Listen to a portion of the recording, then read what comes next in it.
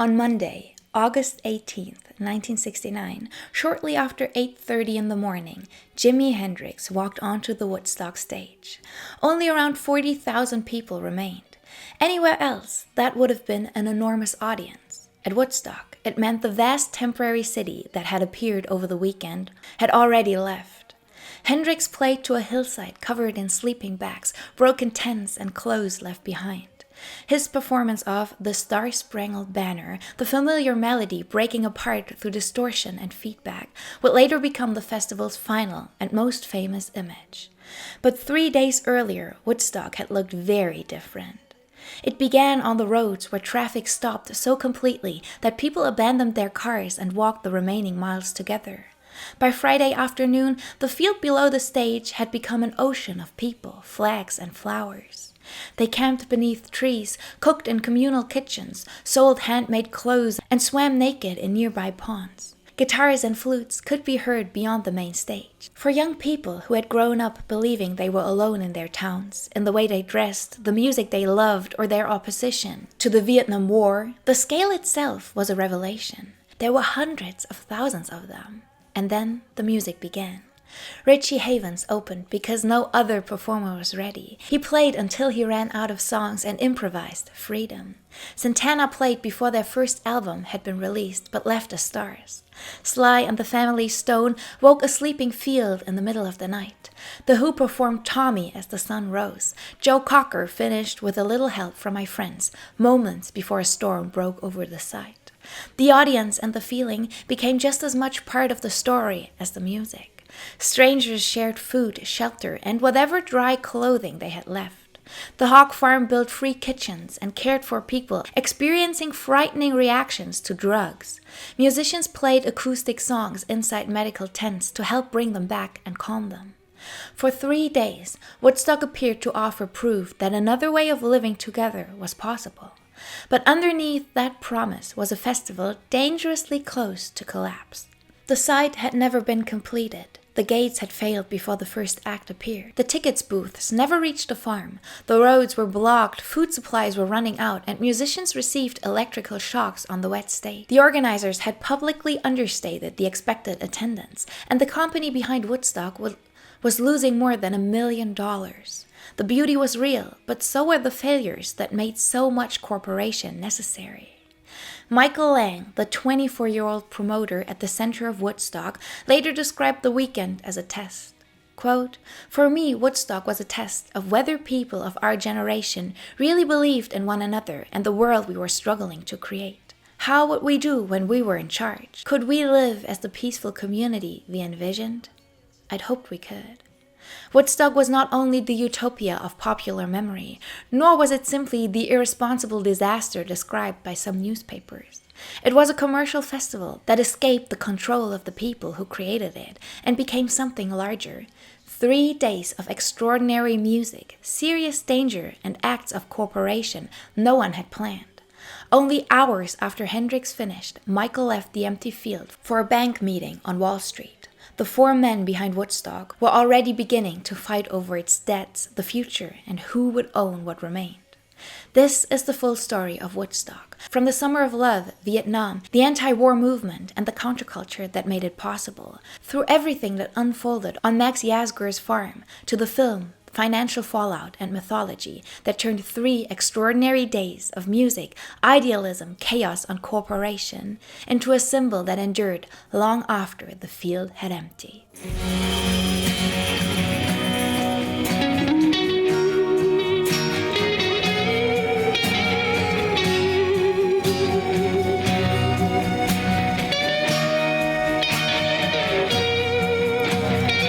Hello dolls, and welcome back to another video. This might be the longest and most researched video I have ever made. Today, I want to talk about the Woodstock Festival. Now, there is already so much out there, so many videos, and I've made a shorter video years ago about Woodstock, but I wanted to approach this topic again with all the information, all the research material that is out there. And so I started researching last year, but then realized I could not finish it in time for the anniversary. So I took another full year to read 4 books, which are the primary sources for today's video. Starting with this one. This is Barefoot in Babylon by Bob Spitz, the creation of the Woodstock Music Festival. Fabulous book. I'm going to read you some excerpts from every single one.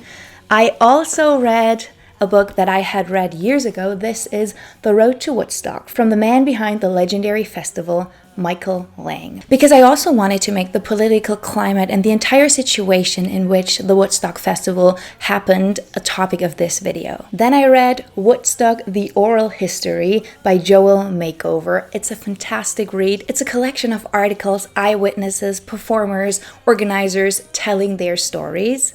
And last but not least, Woodstock, 3 Days of Peace and Music by Mike Evans and Paul Kingsbury. This is a fantastic chronic of what happened. It focuses a lot on the performances, so it was a great source for that. So after reading those 4 books, as well as 100 articles and watching every single minute of Woodstock footage that is out there, I am happy to present you the history of the 1969 Woodstock Festival, 3 Days of Peace and Music. Chapter 1. The Woodstock Generation. The people who traveled to Woodstock in August of 1969 had grown up inside one of the wealthiest periods in American history. The post-war economy had expanded, suburbs had spread, consumer goods filled homes. More young Americans were entering colleges than any generation before them. Television was becoming the center of domestic life. And through that television, they watched a country repeatedly contradict what it claimed to be. They saw peaceful civil rights demonstrators attacked by police dogs and fire hoses. They saw freedom riders beaten. They watched Black Americans demand rights supposedly guaranteed under the Constitution and face arrest, intimidation, and murder. The civil rights movement demonstrated the power of organized nonviolent action. It also demonstrated what institutions were willing to do to preserve the existing order. By the end of the decade, patience with gradual reform was breaking down. The language of Black power was replacing the expectation that white political leaders would eventually correct the system themselves. Urban uprisings were met with armed police and National Guard troops. The young white counterculture that would gather at Woodstock borrowed heavily from Black music, civil rights organizing, and the language of liberation. That relationship was never simple. Black political movements had goals and experiences that could not be reduced to a soundtrack for white youth rebellion. Woodstock itself would later be criticized for the limited number of Black performers on the bill, even though some of the most defying moments came from Richie Havens, Sly and the Family Stone, and Jimi Hendrix. But the civil rights struggle had changed how an entire generation understood authority. American involvement had grown gradually before becoming a full-scale war. By the middle of the 1960s, hundreds of thousands of American military personnel were serving in Southeast Asia. The young men ordered to fight were often the same age as the people buying records, attending college, and later walking toward Max Yasgur's farm. For them, the war was not a distant foreign policy question. It could arrive through the post. Local draft boards decided who would serve and who might receive a deferment. College attendance could delay induction, giving wealthier and better connected young men options that others did not have. Some applied for conscientious objector status. Some burned draft cards. Some went to prison. Some left the United States. Every decision had consequences. The war also entered American homes through news footage. Viewers saw villages burning, soldiers wounded, and bodies returning. Official claims of progress became increasingly difficult to reconcile with what appeared on the screen. The Tet Offensive in early 1968 intensified the disbelief. Although American and South Vietnamese forces eventually regained the territory taken during the attacks, the scale of the offensive challenged repeated assurances that victory was near. Then, 1968 became a sequence of national shocks. On April 4th, Martin Luther King Jr. was assassinated in Memphis. On June 5th, Robert F. Kennedy was shot in Los Angeles and died the following day. In August, thousands of anti-war demonstrators traveled to Chicago for the Democratic National Convention. Police attacked protesters, journalists, and bystanders in scenes broadcast across the entire country. A government commission later described what happened as a police riot. The message was difficult to miss. When large numbers of young Americans gathered to oppose official policy, the state might treat them as an enemy population. That history seemed to linger when hundreds of thousands of young people gathered in upstate New York in the following summer. Woodstock would be advertised as 3 days of peace and music, but politics could not be left outside the gates. Joan Baez would close the first night by speaking about her husband, David Harris, who was in prison for refusing military induction, and the war and the draft would continue to surface throughout the weekend. Yet music offered that divided generation something politics often could not, a shared language. By 1969, records had connected young people across cities, suburbs, and isolated towns, allowing a counterculture to grow long before most of its members ever met one another. A festival could bring that culture together in one place. Before Woodstock could gather hundreds of thousands of people on a dairy farm, however, the music first had to become powerful enough to make such a gathering imaginable. Chapter 2. The language was music. Music gave the generation arriving at Woodstock a way to recognize itself. Folk singers had sung about civil rights, labor history, and opposition to war for ages, while Bob Dylan and Joan Baez carried those topics from coffeehouses into colleges and concert halls. Rock expanded the audience further. Through records, radio, and magazines, the Beatles, the Rolling Stones, the Byrds, the Who, and Jefferson Airplane spread not only music, but clothes, language, and new ideas about how life might be lived. For young people growing up in isolated towns, hearing the same records offered proof that they were not alone. Yet the culture surrounding this music was inseparable from business. Audiences might have felt that the songs belonged to them, but record companies controlled recordings, agents negotiated access to performers, and promoters sold the tickets. Film companies would eventually decide which performances were preserved and which would disappear. That tension between shared cultural meaning and commercial ownership would later divide the man behind Woodstock. The rock festival was already developing before Woodstock. Newport Jazz had shown that audiences would travel to hear several days of outdoor music, while Newport Folk connected performances with politics and youth culture. When Bob Dylan appeared with an electric band in 1965, some listeners saw it as betrayal, not simply because of the volume, but because they believed folk music represented a community and a political tradition that Dylan was leaving behind. 2 years later, the Monterey International Pop Festival established a model much closer to Woodstock. Held over 3 days in June of 1967, Monterey brought rock, soul, and psychedelic music together in one place. It introduced large American audiences to Jimi Hendrix and The Who, transformed Janis Joplin's career, and brought Otis Redding before the largest predominantly white audience he had yet faced. D.A. Pennebaker's documentary extended the festival's influence far beyond the people who attended and demonstrated that the film of a festival could become almost as important as the event itself. At the time, Michael Lang was living in Florida, studying at the University of Tampa, where he transferred to from NYU. He had grown up in Bensonhurst, Brooklyn, where music became part of his life through his parents' connection to the Spotlight Club, a Latin nightclub on Manhattan's Upper West Side. As a teenager, Michael played drums and traveled into Manhattan to hear jazz musicians, including John Coltrane. He later linked his own approach to organizing Woodstock with a principle learned from his father, an engineer and inventor named Harry. Quote, "My father always taught me to be self-reliant. That was his thing. Just take care of it, no matter what. Early on, he gave me a strategy for getting out of tough situations. Take charge and keep moving. Step back just enough to think clearly and trust your instincts." That approach and confidence became one of Michael's greatest strengths, but it could also make him continue when others believed that the plan had become too dangerous.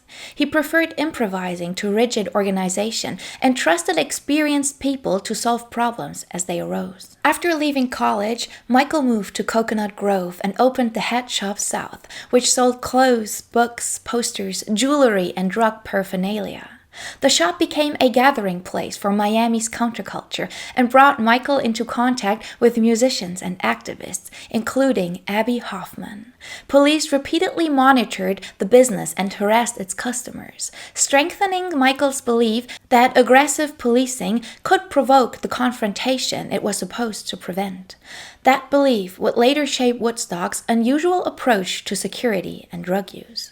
In May 1968, Michael helped organize the Miami Pop Festival at Gulfstream Park with Rick O'Barry, Barry Tarran, James Barron, and Marshall Brevitz. They had only around 3 weeks to prepare a lineup that included the Jimi Hendrix Experience, the Mothers of Invention, Chuck Berry, John Lee Hooker, and several other acts. Michael designed 3 flatback truck stages so that one group could prepare while another performed.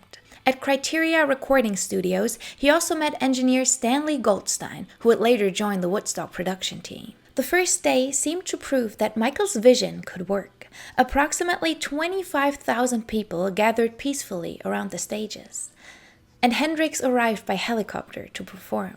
A local reporter who expected this order instead described an audience that was polite, gentle, and interested primarily in the music.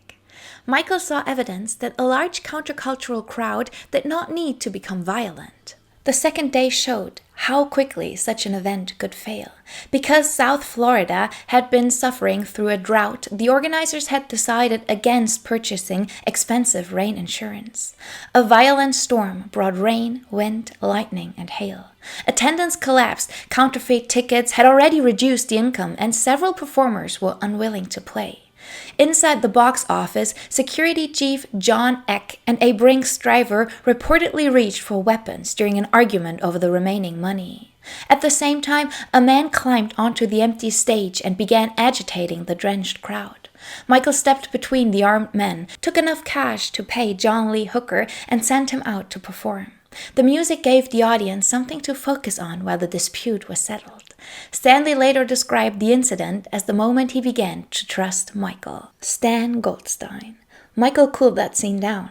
It was close to the OK Corral. On that day, when everything was falling apart, Michael simply shone, and that was the beginning of my respect for Michael in those kinds of difficult circumstances. He kept his head. He continued to function. He did the best he could, which was often quite spectacular. When everyone around him in his organizing was failing, Michael dealt with situations as they arose, and as they had to be addressed, whereas everyone else was running, hiding, disappearing, panicking, and so forth. Michael returned to New York with little money and a failed festival behind him. Yet Miami had convinced him of 2 things that would shape Woodstock. Number 1, a huge outdoor audience could live together peacefully. And second, when the organization began to collapse, the music had to continue. Chapter 3, Woodstock, New York. In the late summer of 1968, Michael Lang traveled with his girlfriend, artist Sonia Michael, to Woodstock, New York. Long before the festival borrowed its name, the village was associated with artists seeking distance from New York City. In 1903, Ralph Whitehead, Hervey White, and Bolton Brown had founded the Bird Cliff Arts Colony nearby, attracting painters, writers, musicians, and craftspeople. Hervey later established the Maverick Colony, where concerts, theater, and elaborate outdoor celebrations became part of the local tradition. A flyer for the Maverick Festival of 1915 described a temporary village created by artists in the woods. Quote, "There will be a village that will stand for but a day, which mad artists have hung with glorious banners emblazoned in the entrance through the woods." More than 50 years before Woodstock, the area had already hosted gatherings built around music, handmade treasures, and communal celebration. By the 1960s, a new generation of musicians had settled there. Manager Albert Grossman brought many of his artists to the area. Bob Dylan lived nearby with his family, and members of the band recorded with him in the house known as Big Pink. Van Morrison, Tim Hardin, Paul Butterfield, and other musicians also worked in and around Woodstock, far from the record companies and studios concentrated in Manhattan. Michael was drawn to that atmosphere, but the most direct inspiration for his next festival came from the Soundouts, small weekend concerts organized on Pan Copeland's farm near Saugerties. Several hundred people gathered around a low stage, camped beside vans, and listened to local musicians as the sun went down. The concerts were small enough that the boundary between performers and audience almost disappeared. Michael later remembered turning to Sonia as they lay on the blanket and asking whether it would be possible to create a much larger concert where people would camp and remain together for an entire weekend. It was the beginning of the idea that would eventually become Woodstock. At the same time, Michael was pursuing another plan. He wanted to build a professional recording studio near Woodstock so that musicians living in the area would no longer need to travel into Manhattan. He found the former Tapoose Country Inn, a deteriorating property containing a Victorian house, cabins, a swimming pool, and a dance hall that could be converted into a studio.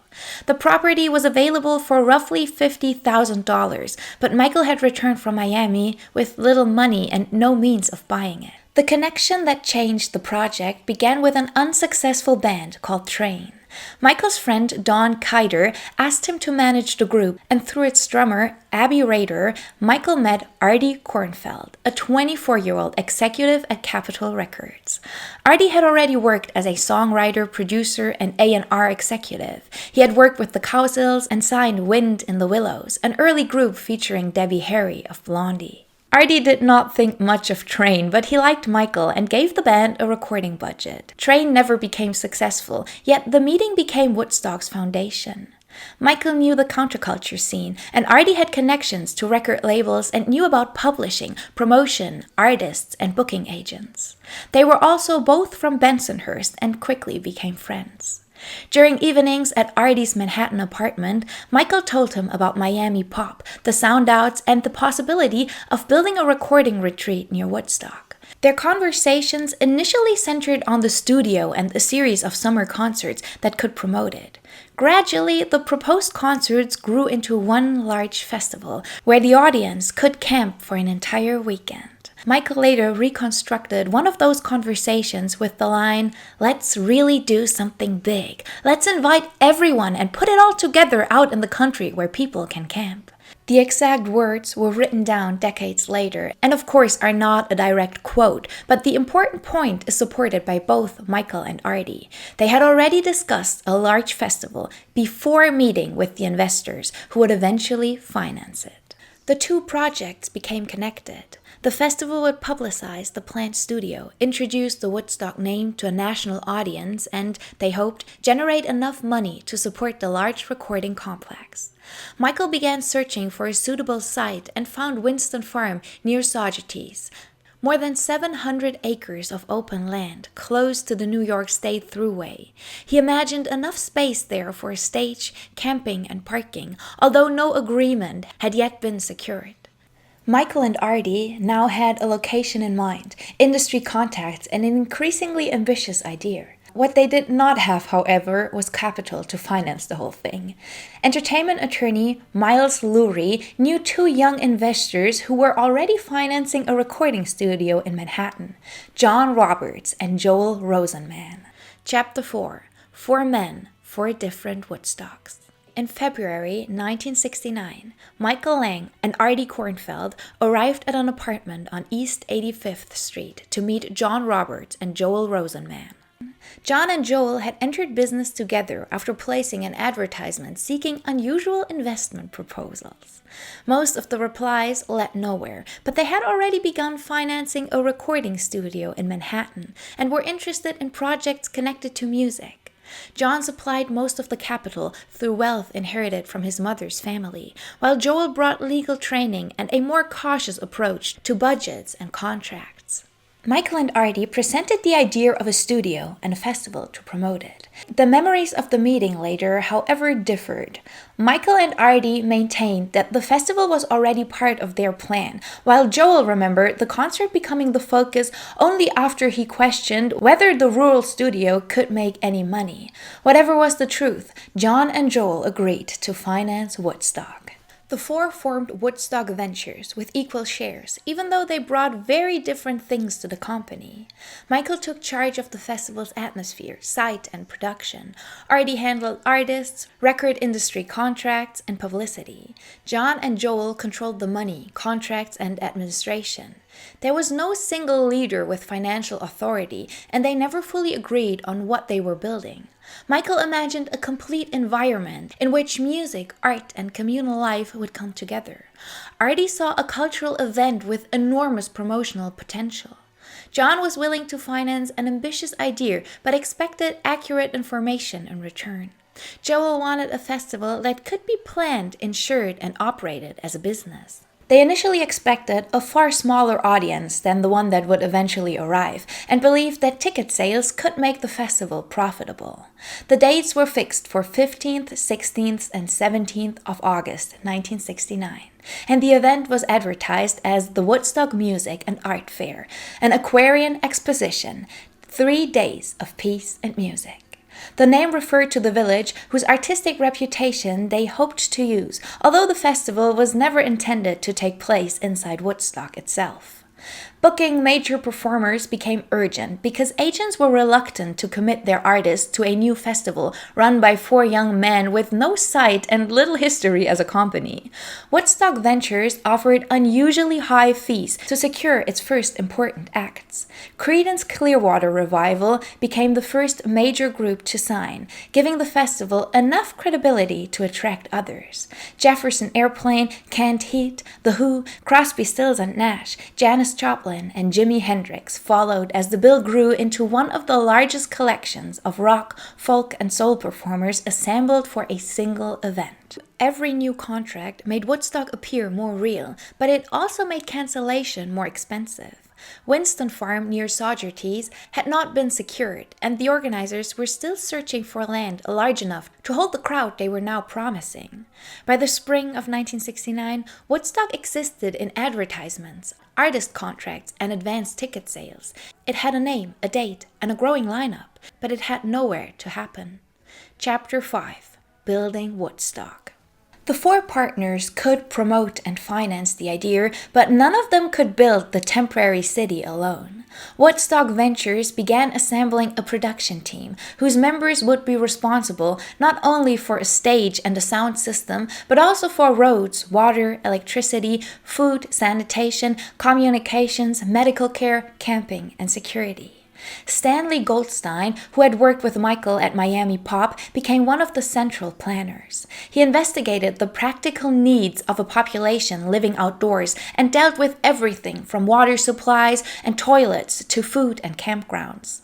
Mel Lawrence, an experienced festival producer, oversaw site development, roads, traffic, and the physical organization of the grounds. He had to translate Michael's broad visual ideas into something construction crews and public officials could actually understand. John Morris took responsibility for performers and stage production. He negotiated with agents, organized the schedule, and later kept the music on stage when delays threatened to stop the festival. Lighting designer Chip Monk was brought in to create the stage lighting, and later became one of the voices addressing the audience. Bill Henley accepted the unprecedented task of designing a sound system powerful enough to reach a crowd far larger than any previous concert audience, while engineer Chris Langhard worked across the electrical, technical, and communication system that would keep the site functioning. Security was placed under Wes Pomeroy, a former police officer who believed that a large crowd could be managed through information and assistance rather than intimidation. Woodstock security staff would carry no weapons, and minor drug use was not supposed to lead to arrest. This approach reflected Michael's experiences with the police in Miami and his belief that treating the audience as a threat would produce the confrontation everyone feared. Much of the work holding the company together was carried out away from the construction side. Joyce Mitchell organized budgets, contracts, and production information as the demands on the office multiplied.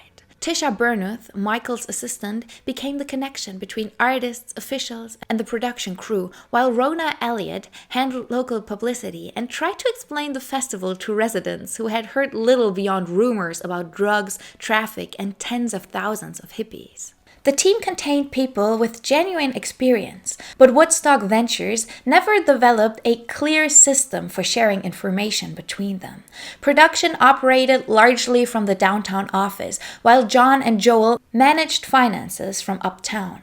Michael often approved changes without explaining their full cost, and John and Joel sometimes learned about major commitments only after the money had already been spent. As attendance estimates rose, almost every part of the plan had to be enlarged, but the budget never caught up with the scale of the festival that was being advertised. Before the team could build any of it, Woodstock needed land. The organizers finally found what appeared to be a practical site at Mills Industrial Park in the town of Wallkill, near Middletown, New York.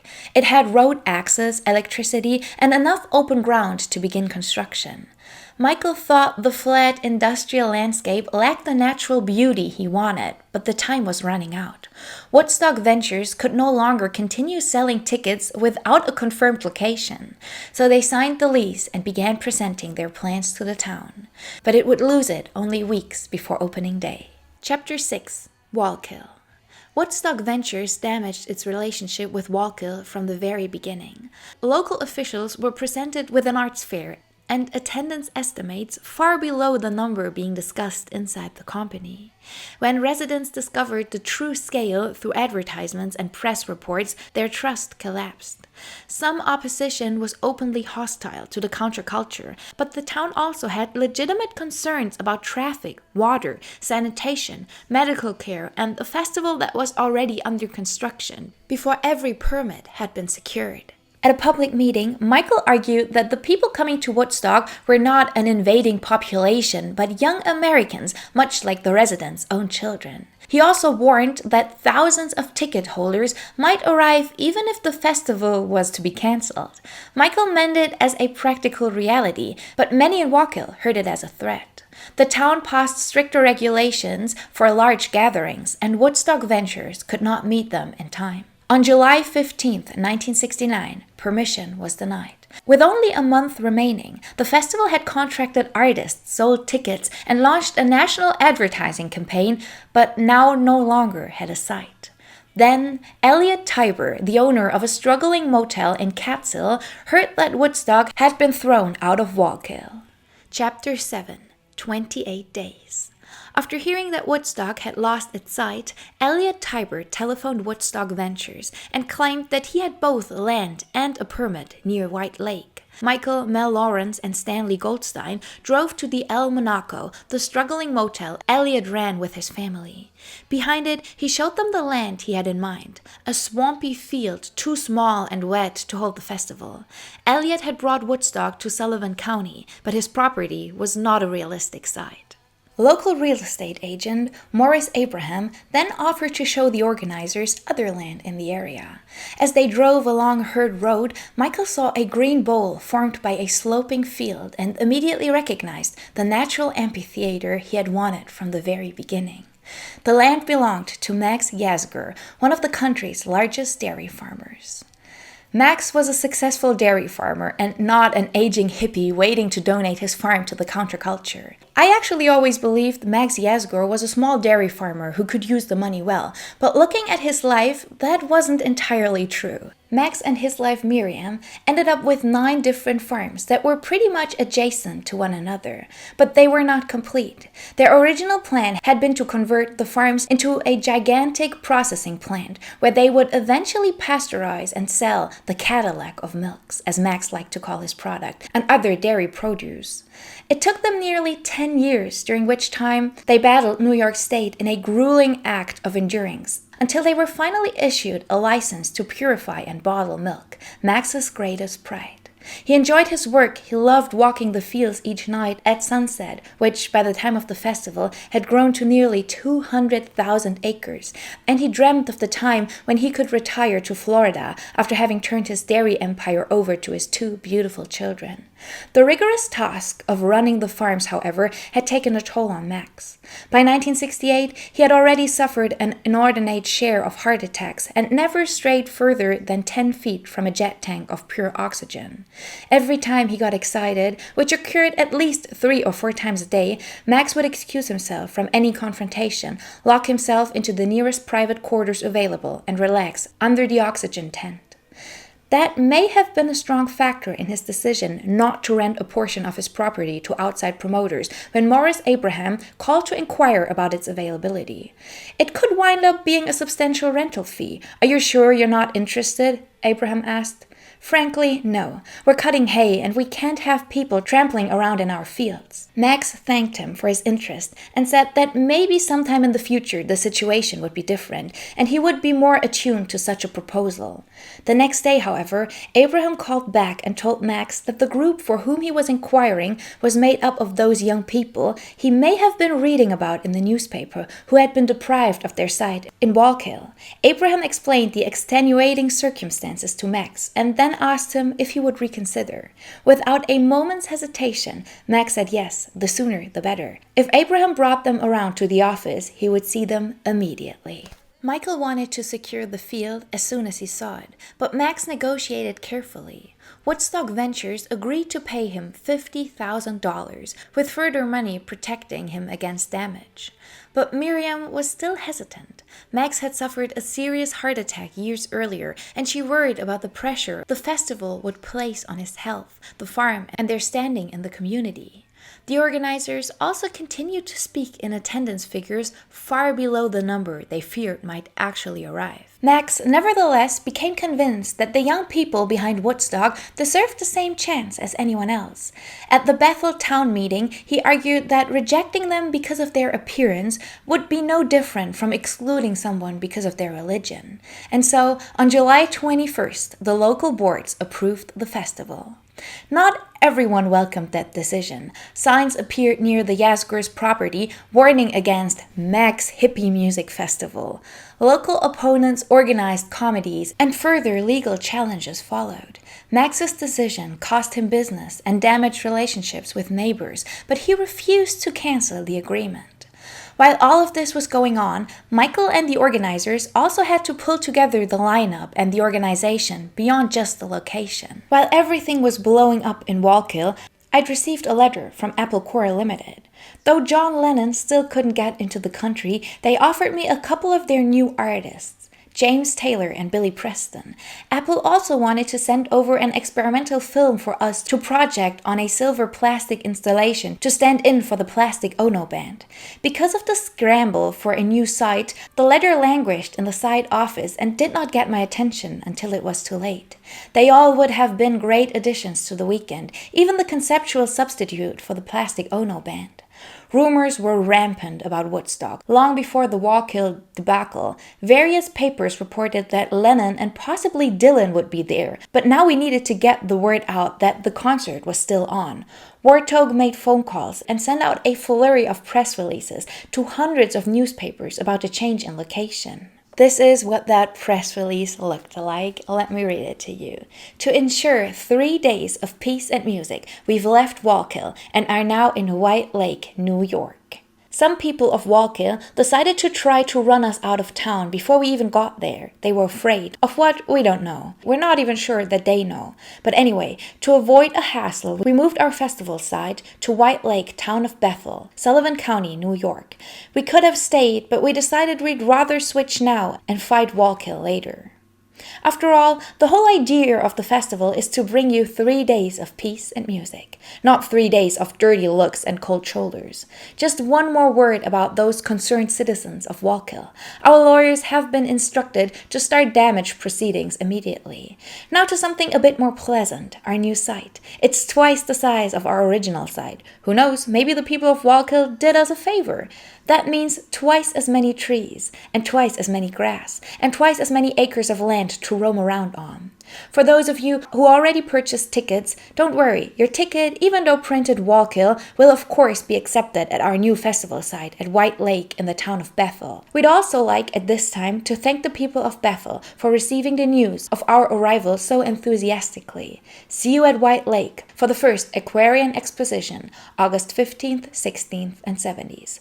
Woodstock Music and Art Fair. Because it made national news, losing Wallkill was probably the biggest publicity boost we could have gotten. To make the most of it, we decided to create an ad to place in the New York Times, the Daily News, and other papers explaining what had happened and giving information about our new location. We commissioned Arnold Skolnick to draw a caricature of two hillbillies holding shotguns standing next to a jug of moonshine. The ad ran for a week, beginning July 25th. Now it seems a bit heavy-handed, though it was funny. It probably helped to sell thousands more tickets. Woodstock now had a home, but only 28 days remained. A festival that would normally have required months of construction had to be moved from Wallkill, redesigned for a new landscape, and built almost from the beginning. The stage, roads, wells, water pipes, electricity, telephone system, campgrounds, kitchen, medical facilities, and parking areas existed mainly on paper. The organizers had found the field that would make Woodstock famous. They now had less than a month to turn it into a festival ground. Chapter 8. The City That Was Never Finished. I'd wake up in the morning and there'd be 150 impossible things to accomplish that day. I'd knock them off one by one, then wake up the next morning and start all over again. I stayed in the moment so the pressure would never get to me. I loved the challenge and the ballad of all those moving parts. Over time, it did get to almost everybody else. When someone on staff would wander off into the woods, mumbling, "I'm done, I can't take this anymore, everything is on me and we're never going to make it," I would bring them back. I know it's hard and the pressure is on, but it's not just on you, it's on all of us. Believe me, together we'll get this done. Everybody knew what we were up against. The telephone company men worked around the clock for us. The power company did the same.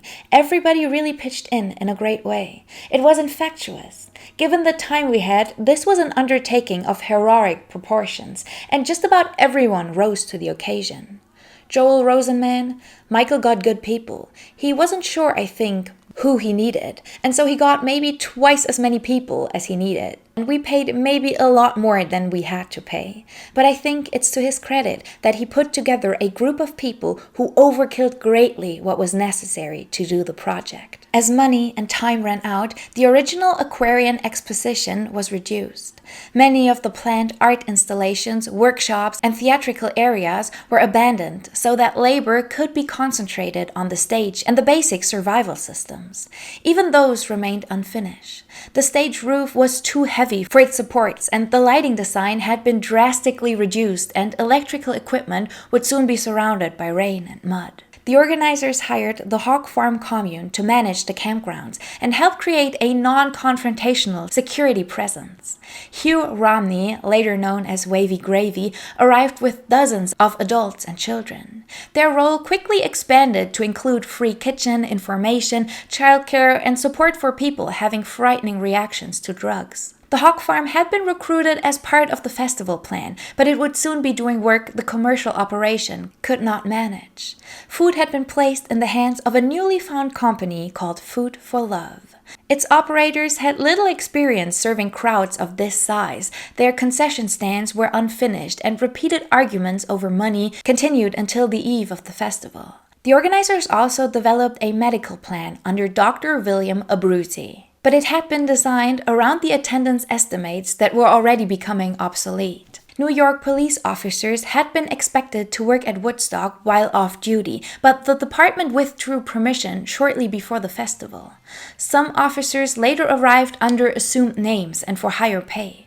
The official approach remained unusual. Staff were told to help rather than intimidate, carry no weapons, and, as mentioned before, ignore minor drug offenses. At the same time, Michael Watley was assembling a film crew without complete financing or releases from every artist.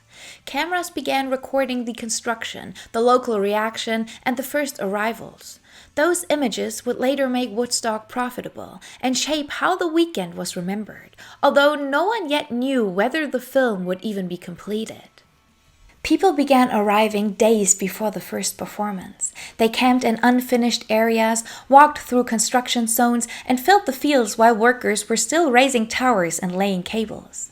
By Wednesday, thousands were already in sight. By Thursday, the roads were beginning to stop. The perimeter fence was only partly complete. Activists removed sections, but much of the barrier had never been built at all. The ticket booths failed to reach the side, and the crowd already inside was too large to remove safely. Whatever the organizers might have preferred, admission could no longer be controlled. So the truth is, Woodstock did not become free through one idealistic decision. It became free because the gates, fences, roads, and ticket system had ceased to function before the festival even opened. By Friday, hundreds of thousands of people were on their way, with traffic stretching for miles and miles on end. They didn't know they were moving toward a site that could no longer count them, charge them, or stop them. The only thing left to do was begin the music. Chapter 9, Friday. The festival was supposed to begin at 4 o'clock on Friday afternoon with folk night, but most of the scheduled performers were trapped by the same traffic as the audience. Sweetwater had been chosen to open, yet the band could not reach the stage. Tim Hardin was present but in no condition to begin, and the production team was becoming anxious about leaving such a large crowd without music. Richie Havens had arrived by helicopter with guitarist Paul Williams and percussionist Daniel Ben Sabulon. Richie was scheduled to appear later, but he was one of the few performers with enough equipment and musicians to begin immediately. Michael repeatedly asked him to open. Richie resisted until it became clear there was no one else. Looking down from the helicopter, he had seen the crowd stretching across the field. Quote, "Oh God, they're going to kill me. I'm not going out there first," he thought.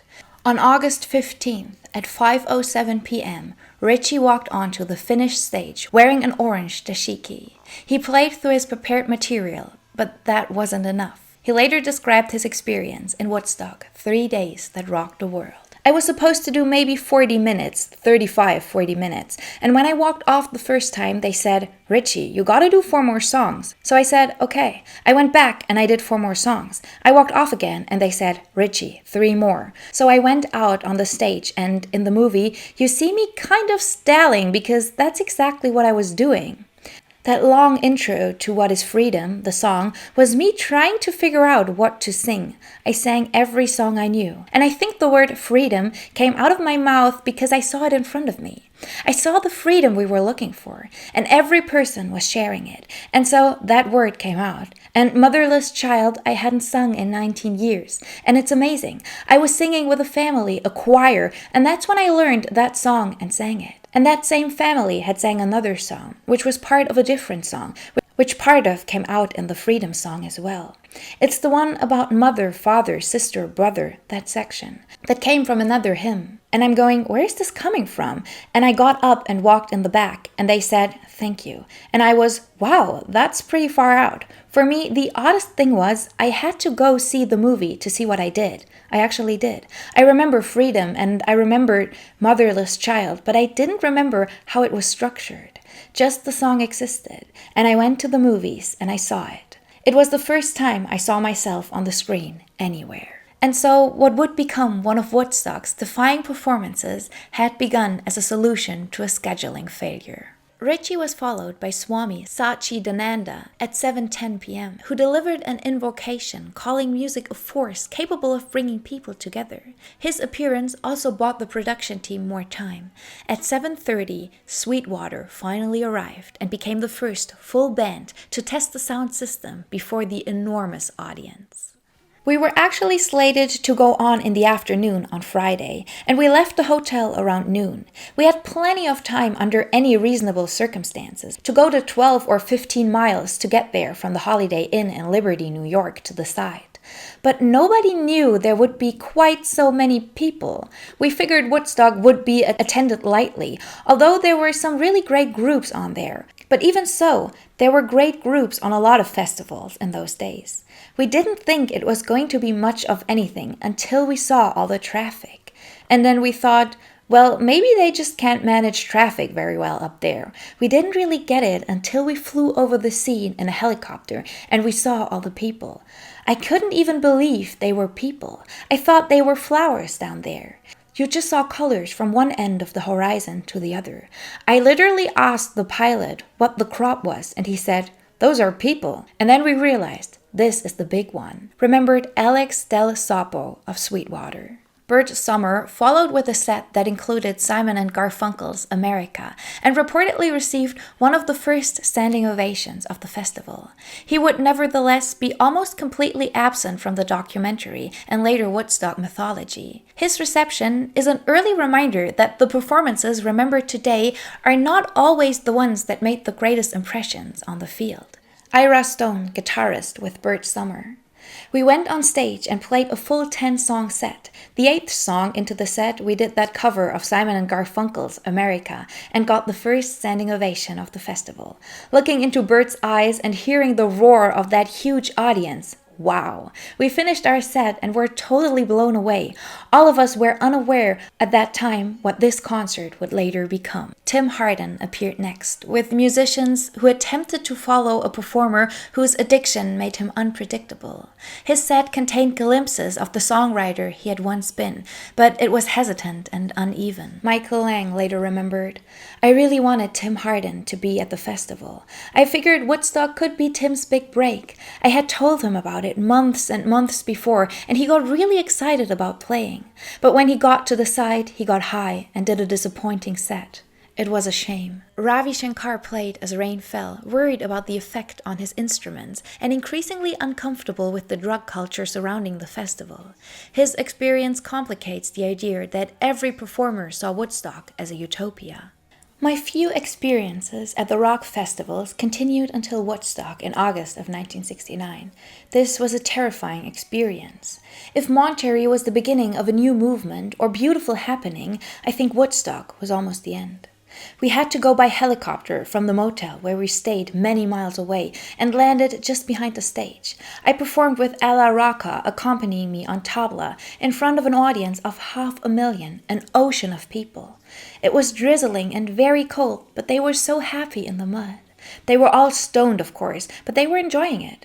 It reminded me of the water buffaloes you see in India, submerged in the mud. Woodstock was like a big picnic party, and the music was incidental. I wish I hadn't performed there, but because of my commitment, I had to. The thought of my instrument getting wet and spoiled was worrying me so much that it was not a very inspired performance, although I did my best. When I looked out, there was no way of communicating to the crowd. It was such a vast audience, remembered Ravi Shankar. After dark, Melanie Safka walked onto the stage, frightened and largely unknown to the crowd. I got on the helicopter all by myself, so that's how I got there. I'm in this helicopter and the terror is starting to mount. I'm in a helicopter to a concert. So there we go, miles to the side, and as we're descending, I didn't even know that those were people under me. "What is that?" And the pilot says, "It's the people, and that's the stage over there." And I see this massive thing, and I'm like, this is no picnic in the park. They led me to a little tent, and I have vague memories of a larger tent where I could see the upper echelons performers wear. I had a smaller tent, that's where I stayed. Now I still do, a bronchial cough when I get nervous. And I started to cough deep bronchial. It sounded like demons. And I guess Joan Baez must have heard me from the bigger tent, or had been passing by, and she sent over one of her helpers. She had a flower ring around her head, and she came to my tent and said, "Hello, Joan Baez heard you coughing and thought you might like this." And she sent me over a pot of tea. And that was my first Woodstock moment. As I walked that plank, I left my body. That was my very first out-of-body experience. I actually left my body. Everything was quiet, and I saw myself sit down. I saw myself sing. It was all quiet.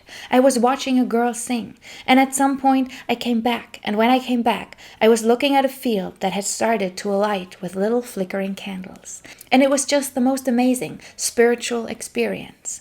I felt this incredible flow of human connected power. This sort of warm, total caring from a mass of humanity. That image will never leave me. It was just like fireflies dancing. And the whole field started lighting up. Reading Melanie's account after Ravi's is so interesting to me because factually they're the same. A lot of people, they were both a little intimidated, but what is very different is the way that they experienced it. And I think that is something that is often left out in the discussion about Woodstock. How some people, maybe because Melanie was a little younger, she was more in tune with the audience, really enjoyed it. Whereas someone like Ravi just felt it was too much, and I think it is interesting to just see how different people experience the festival. Arlo Guthrie, who had taken LSD and believed his appearance might be cancelled, was then told to prepare.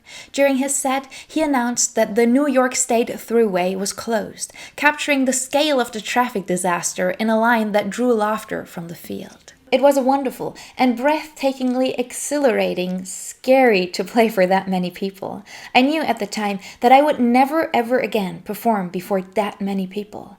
Unfortunately, I didn't know I was supposed to play that day, so I was doing what everybody else was doing, so I had no business actually performing. So, this was one of those moments you wished you could have done it again, but it is still one of the fonder memories of my entire life. I will never forget it, and I wish I had more sense years ago. If I knew I was going to play in one event, I mean the biggest single event in the history of the music world, I probably would have done it under better circumstances had I had some foresight. But at 18, you don't have a lot of foresight, said Arlo Guthrie.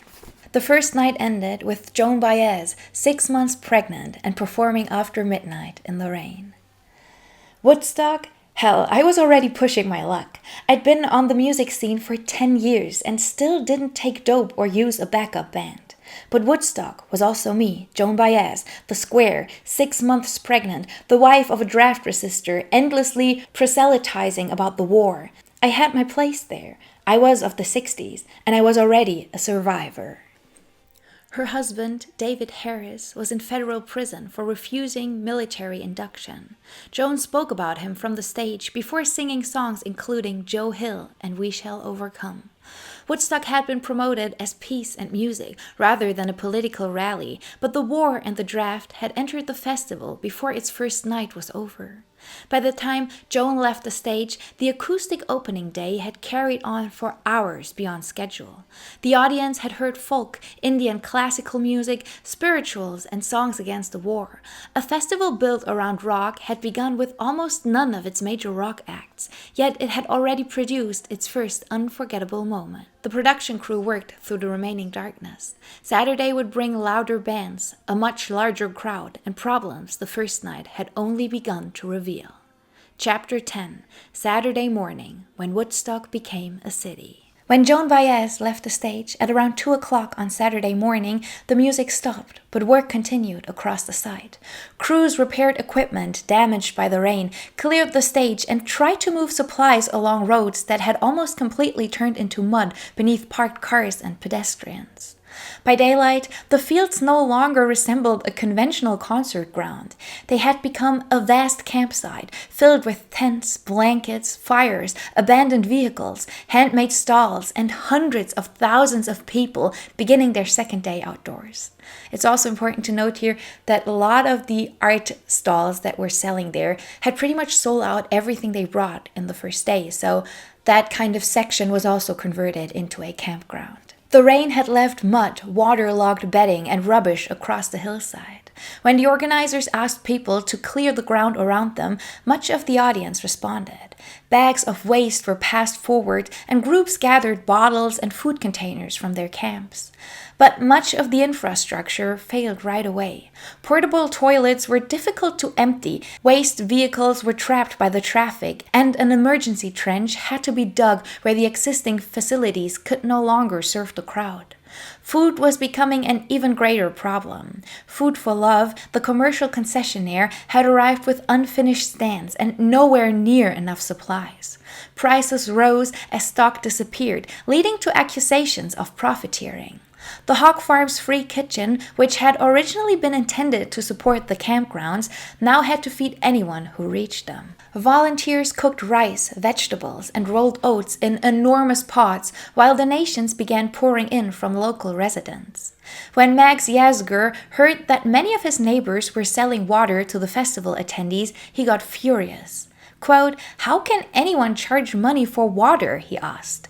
So he set out water in front of his barn with a free sign for everyone walking by.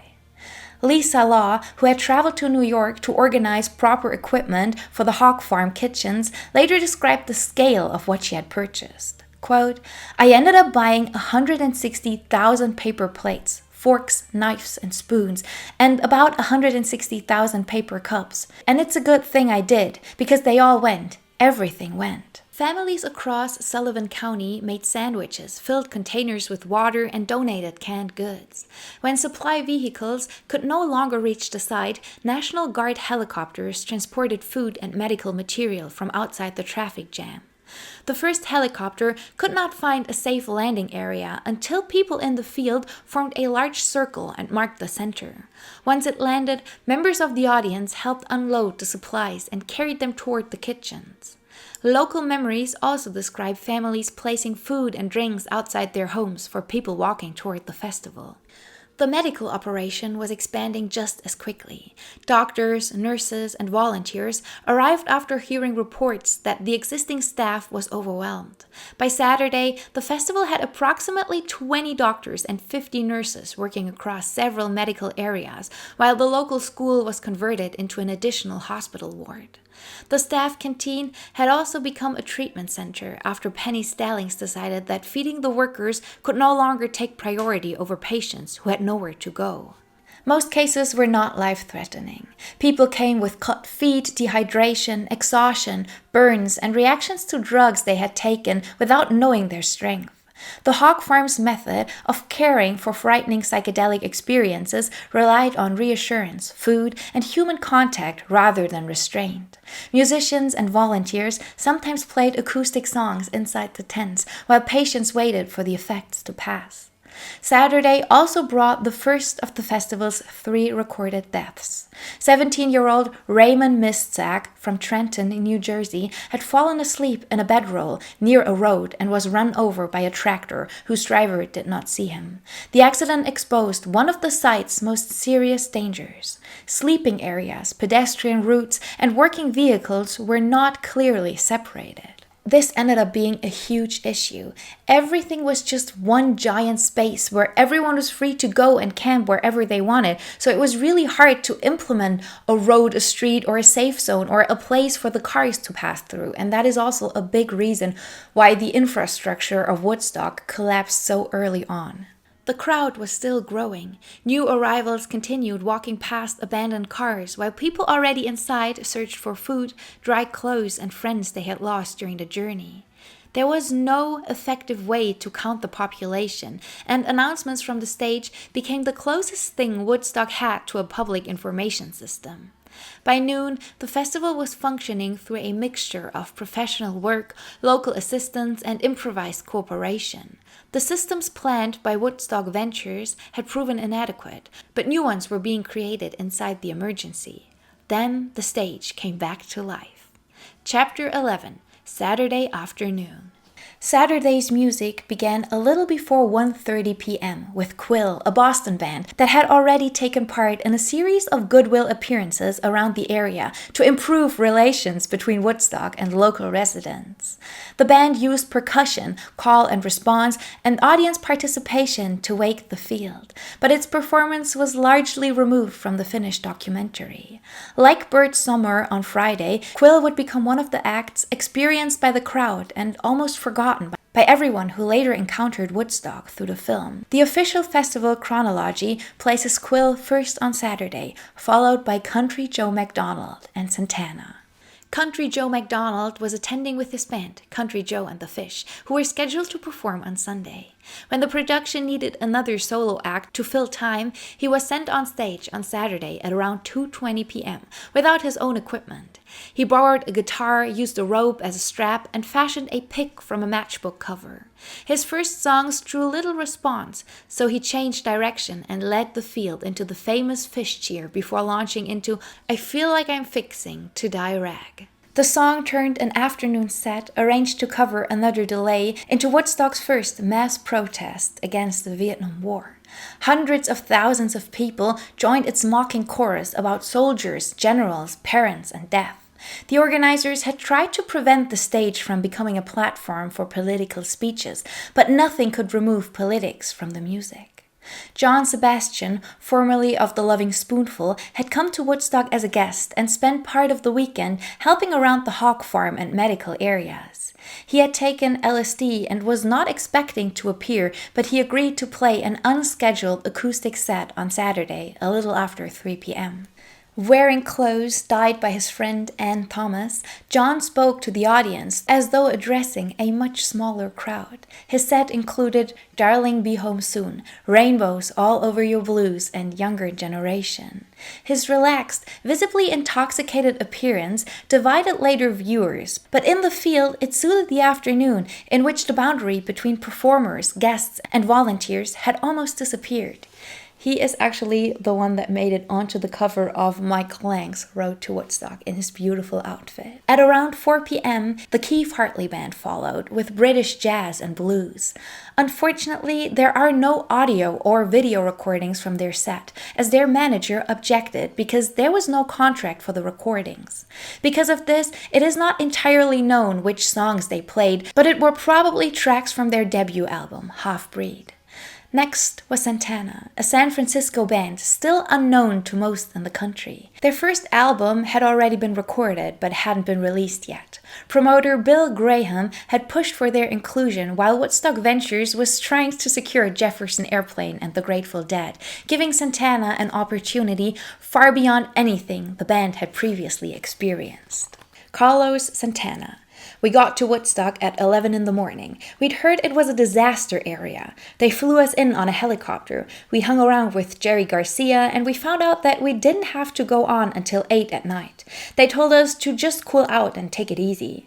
One thing led to another. I wanted to take some mescaline. Just at the point that I was peaking, this guy came over and said, "Look, if you don't go on right now, you guys are not going to play." I went out there and I saw this ocean as far as I could see. An ocean of flesh and hair and teeth and hands. I just played. I prayed that the Lord would keep me in tune and in time. I had played loaded before, but not to that big of a crowd. Because it was like plugging into a whole bunch of hearts and all those people at the same time, but we managed. It was incredible. I'll never forget the way the music sounded, bouncing up against the field of bodies. For the band as a whole, it was great. Greg Rowley, Santana vocalist and keyboardist. We played to each other. Carlos' back was usually to the audience because we played like jazz players, and 500,000 people happened to be there. You can see the first 10 or 20,000. After that, it's all just hair and teeth. So there was nothing to be afraid of. If I had known what it was all about and what Woodstock ended up meaning, I probably would have been frightened to death. With its monster rhythm section, Santana was the first group that really got everyone up and dancing. I flashed on my parents' nightclub, where people did the mambo on Saturday nights. Carlos Santana had merged that Latin sound with rock and roll, and it was phenomenal. On Soul Sacrifice, Michael Shreve played one of the most amazing drum solos I've ever heard, with the percussionist joining in and Carlos' soaring guitar building everything to a crescendo. The audience went nuts. It was obvious another star was being born. Michael Shreve, Santana drummer. The size of the crowd was so big it was like standing on the beach and looking at the ocean, and you see the water and the horizon and sky.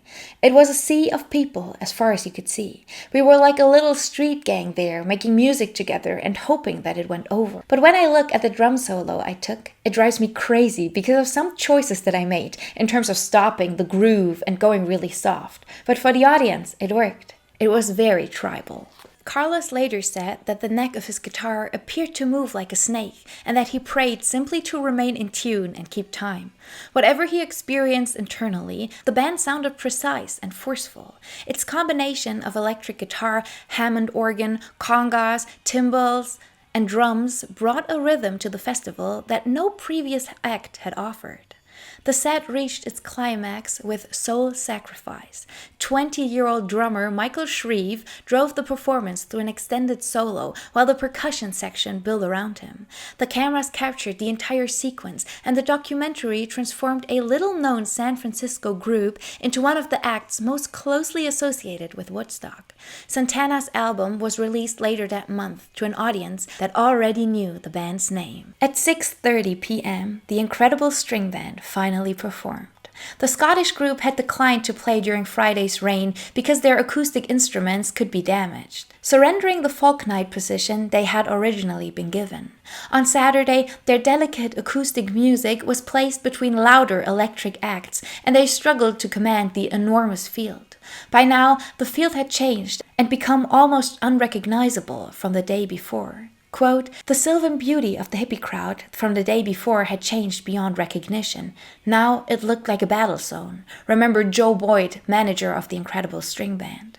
When he had agreed for the band to play Woodstock, he reportedly told them it would be a small countryside festival for folk fans, so the shock must have been heavy. As evening approached, Canned Heat brought the audience back with a direct blues rock set built around Going Up the Country, On the Road Again, and an extended Woodstock Boogie.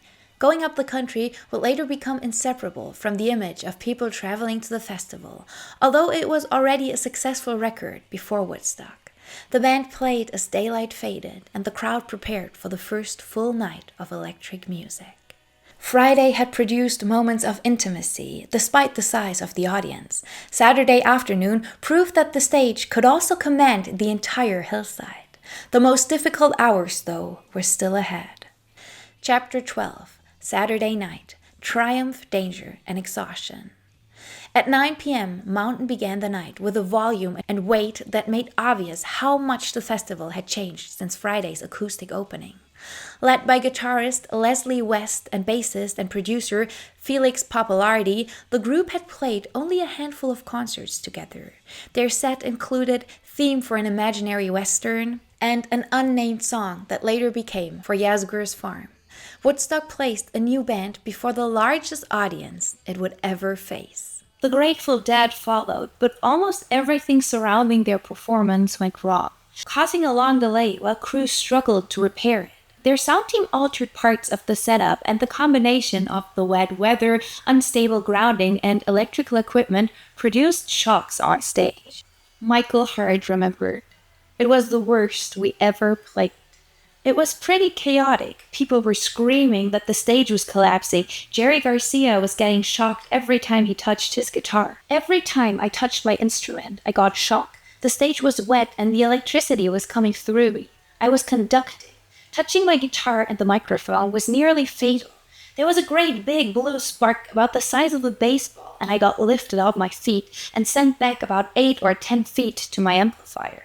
The people were just glad to be entertained, to get their minds off the rain and the wind and the mud, no matter what was happening. Had we played a good set, we probably would have transported them to another reality entirely. Some people made their careers at Woodstock, but we've spent about 20 years making up for it," remembered Bob Wyatt. The Grateful Dead had helped define the San Francisco counterculture, from which Woodstock drew much of its language and imagery. At the festival, created partly in this culture's image, they failed to produce the performance expected of them. Creedence Clearwater Revival took the stage at midnight. They were among the most commercially successful groups on the bill and had been the first major act to sign a contract with Woodstock Ventures. Yet the field was now dark, wet, and exhausted. John Fogerty later remembered looking into the distance and believing almost everyone had fallen asleep until one voice called back to him from far across the crowd. The band still delivered a strong set that included Born on the Bayou, Bad Moon Rising, Proud Mary, Green River, and I Put a Spell on You. John was unhappy with the conditions and refused to allow the performance into the original documentary. As a result, one of the largest American bands of 1969 became strangely absent from the popular memory of Woodstock. The complete performance would not receive an official release until decades later.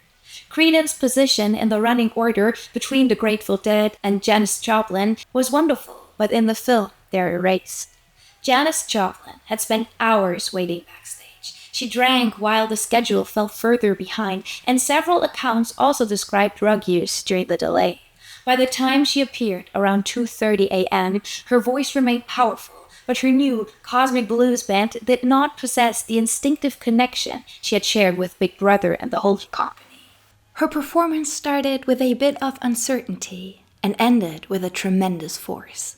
Try, Cosmic Blues, Piece of My Heart, and Ball and Chain showed flashes of the performer who had overwhelmed Monterey 2 years earlier. Janis was reportedly dissatisfied, however, and her set was also excluded from the original film. Once again, the absence of footage helped determine how later audiences judged a performance they had never been permitted to see in full. John Byrne Cook remembered. We got in hours before she played.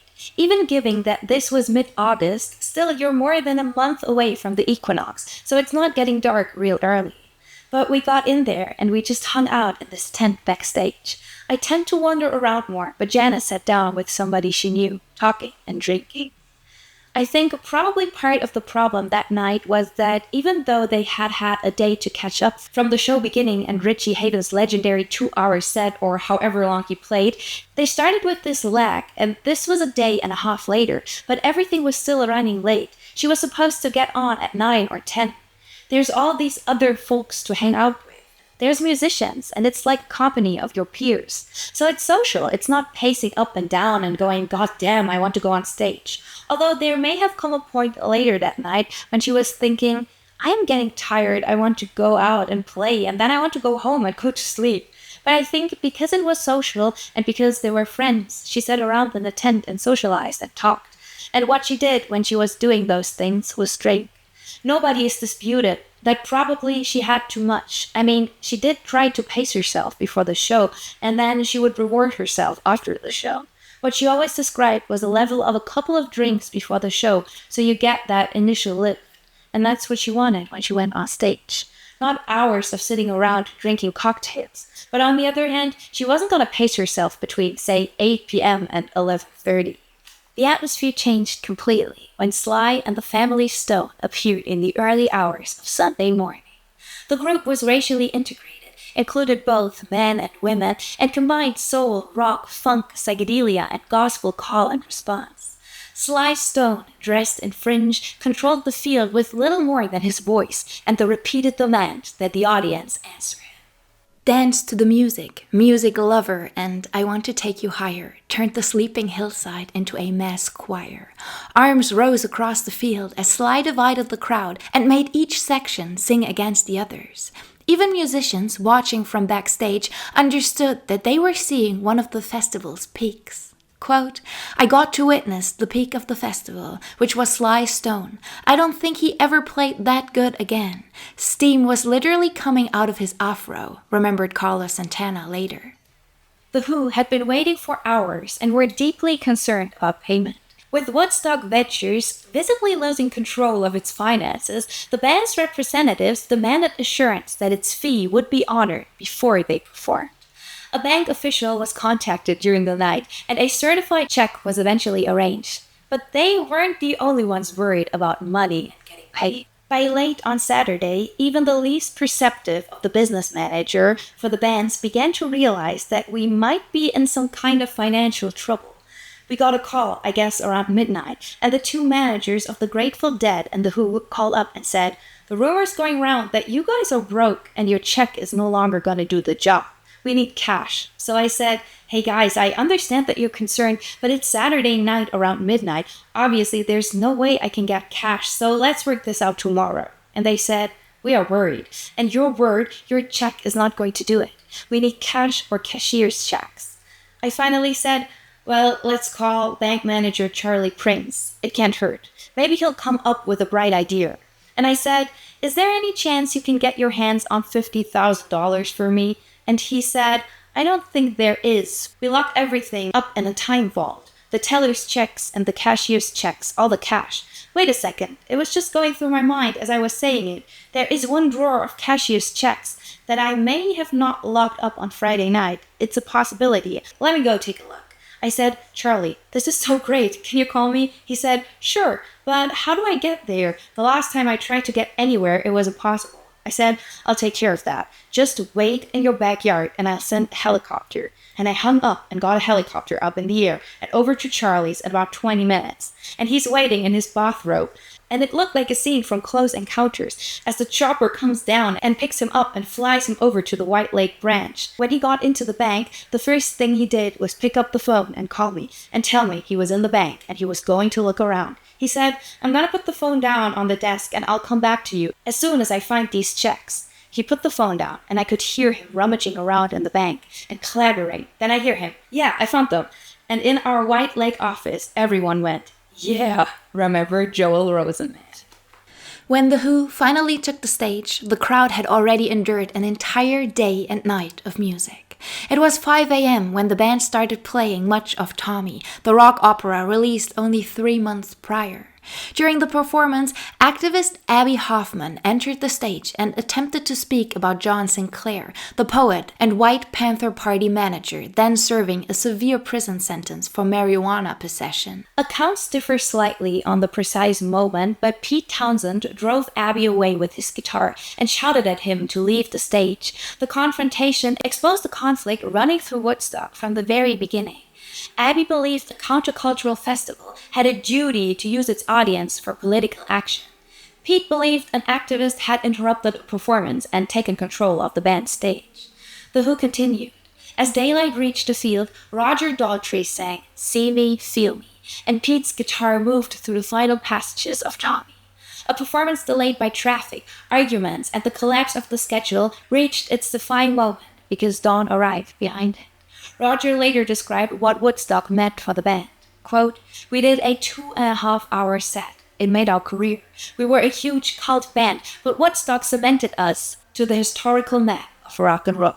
Jefferson Airplane followed on at 7 a.m. on Sunday morning, after waiting for nearly an entire day. Grace Slick welcomed the audience to what she called morning maniac music, but the band was exhausted. Grace later admitted that she sang much of the set with her eyes closed, caught between sleep and the effects of the long night. The official chronology places Jefferson Airplane as the 14th and final act of Saturday's program, even though they did not finish until well into Sunday morning. When Jefferson Airplane left the stage, the music stopped for several hours. The crowd had lived through rock performances from noon until the morning, while the production team had gone even longer without any rest. Saturday had produced Santana, Sly, The Who, and several other performances that would define Woodstock. It had also brought electrical danger, financial confrontation, technical collapse, and artists performing to an audience too exhausted to respond anymore. Sunday would begin with a brief pause, Max Yasgur's message to the people occupying his land, and a performance by Joe Cocker. Then the sky would open up again. Chapter 13, Sunday Blues. Jefferson Airplane finished on Sunday morning after the program had run through the entire night. For several hours, the main stage fell silent, while crews repaired equipment and the audience tried to sleep. The temporary city was now functioning more effectively than it had on Friday, but only because workers, volunteers, and residents had created new systems around those that had failed immediately.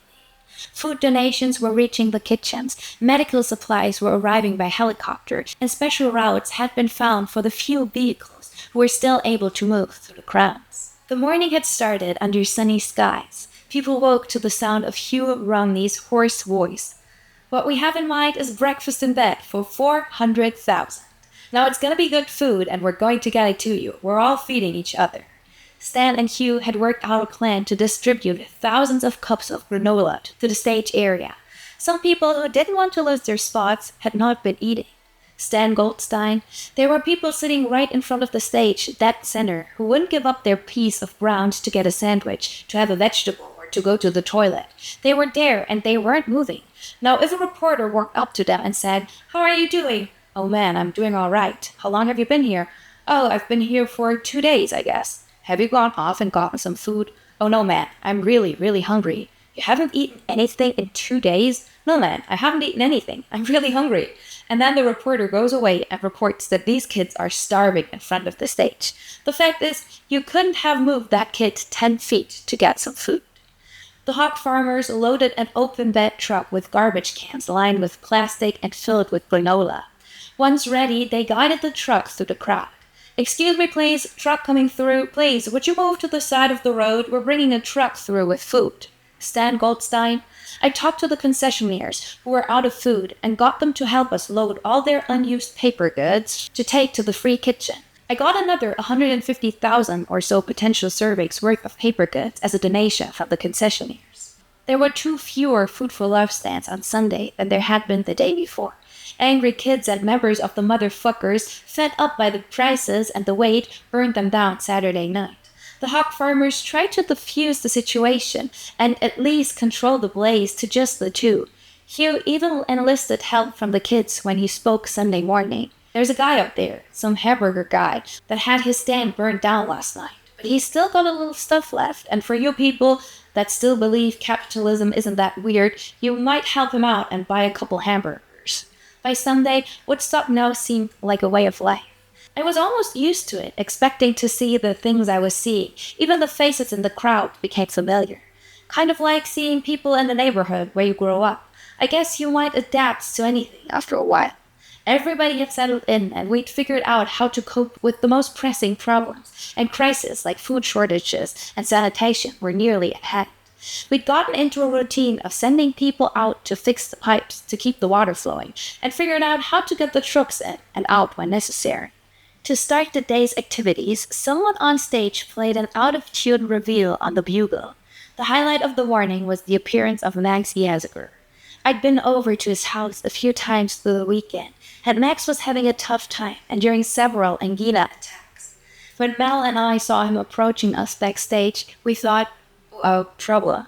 But as soon as we saw the broad smile flash across his gaunt face, we knew all was well. Miriam Yazger. He went over to see what was happening. He wanted to express his thanks and let them know he appreciated the way they were acting. Max came back and said, "You really can't believe what it looks like from up there." I asked Max to come on stage and say a few words to the audience, that they'd love to meet the man who gave them and us his land for this wonderful weekend. He seemed a bit shy about it at first, but it didn't take too long to talk him into it. Chip escorted him up to the microphone, and Max began, "I'm a farmer," and the people cheered. I don't know how to speak to 20 people at one time, let alone a crowd like this. Max went on, clearly and slowly, peering through his glasses, as the multitude stretching as far as the eye could see. At the multitude stretching as far as the eye could see. This is the largest group of people ever assembled in one place, but I think you people have proven something to the world, that 500,000 kids can get together and have 3 days of fun and music, and have nothing but fun and music. And I, God bless you for it. It was incredibly moving to see Max up there, overcome with emotion. Watching him address this historic gathering, I was again humbled by the miraculous course of events that had brought us to this moment. Max was with us all the way. He gave away water, milk, cheese, and butter, and asked a relative to donate bread to go with it. His daughter, a nurse, volunteered in the medical tent, and his son, Sam, helped direct traffic. Quote, "If the generation gap is to be closed," he told the reporter, "the older people have to do more than we've done." At around 2 o'clock, Joe Cocker and the Grease Band began the day's music. Joe was known in Britain, but most of the American audience had never seen him perform. His movements appeared uncontrolled, his hands shaping invisible chords, his body folding into the songs. Yet the voice was powerful and precise. Joe Cocker. I was the only guy in the band that didn't drop acid that day, and I regretted it to some degree. I didn't feel that for this mass of people I was getting through until we did "Let's Go Get Stoned," which got all of them up because most of them were. When we got into it with a little help from my friends, I felt as we got toward the end of that tune that we called the Massive Consciousness. I suddenly felt I'd got them to accept what we were doing. It was a powerful feeling for me. And then it was shattered when somebody yelled to me, "Joe, look over your shoulder." I looked and saw massive clouds coming in.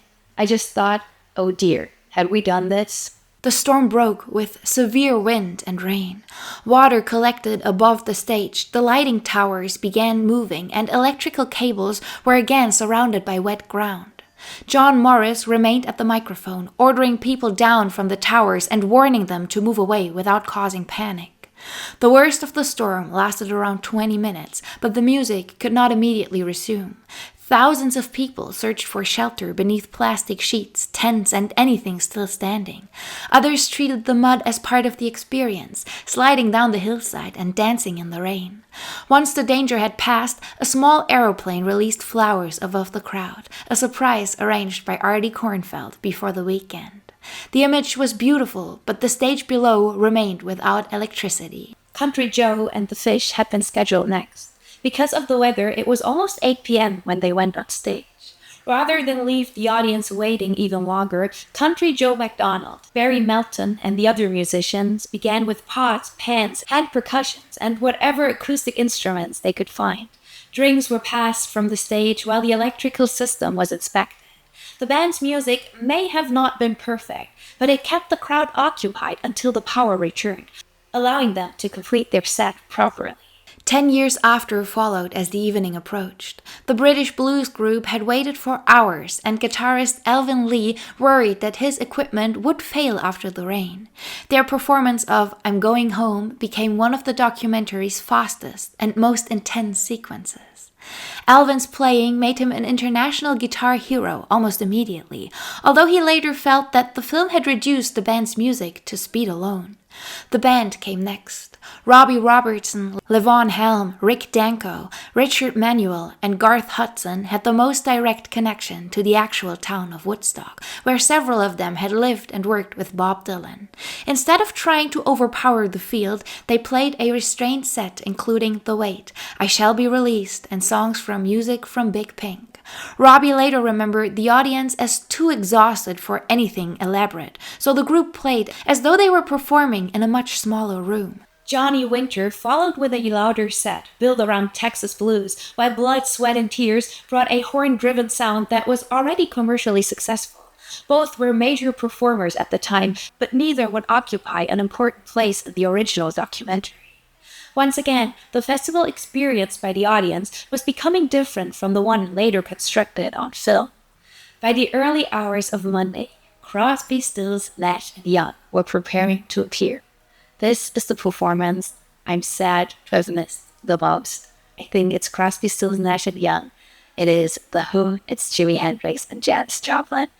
I, of course, would have loved to see it all, Joan Baez, everyone play, but these are the ones that are just too good to be true, in my opinion.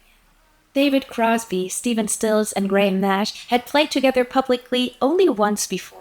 Neil Young had joined shortly before Woodstock, and the group was still learning how its four voices and personalities fitted together. Their peers gathered behind the stage to watch, making the musicians more nervous than the enormous audience in front of them. Stephen addressed the field directly, quote, "This is the second time we've ever played in front of people, man. We're scared shitless." The first part of the set was acoustic, built around harmonies that were sometimes imperfect but immediately distinctive. Neil joined for portions of the performance, but resisted being filmed because he believed the cameras distracted musicians from the audience. The electric section followed with bassist Greg Reeves and drummer Dallas Taylor. David Crosby remembered, "We were scared, as Stephen said in the film. What wasn't said in the movie is why we were so nervous. Everyone we respected in the whole goddamn music business was standing in a circle behind us when we went on. Everybody was curious about us. We were the new kid on the block. It was our second public gig. Nobody had ever seen us. Everybody had heard the record. Everybody wondered, what in the hell are they about? So when it was rumored that we were about to go on, everybody came. Every band that played there, including all the ones that aren't in the movie, were all standing in an arc behind us, and that was intimidating, to say the least. I'm looking back at Hendrix and Robbie Robertson and Levon Helm and The Who and Janis and Sly and Grace and Paul, everybody that I knew and everybody I didn't know.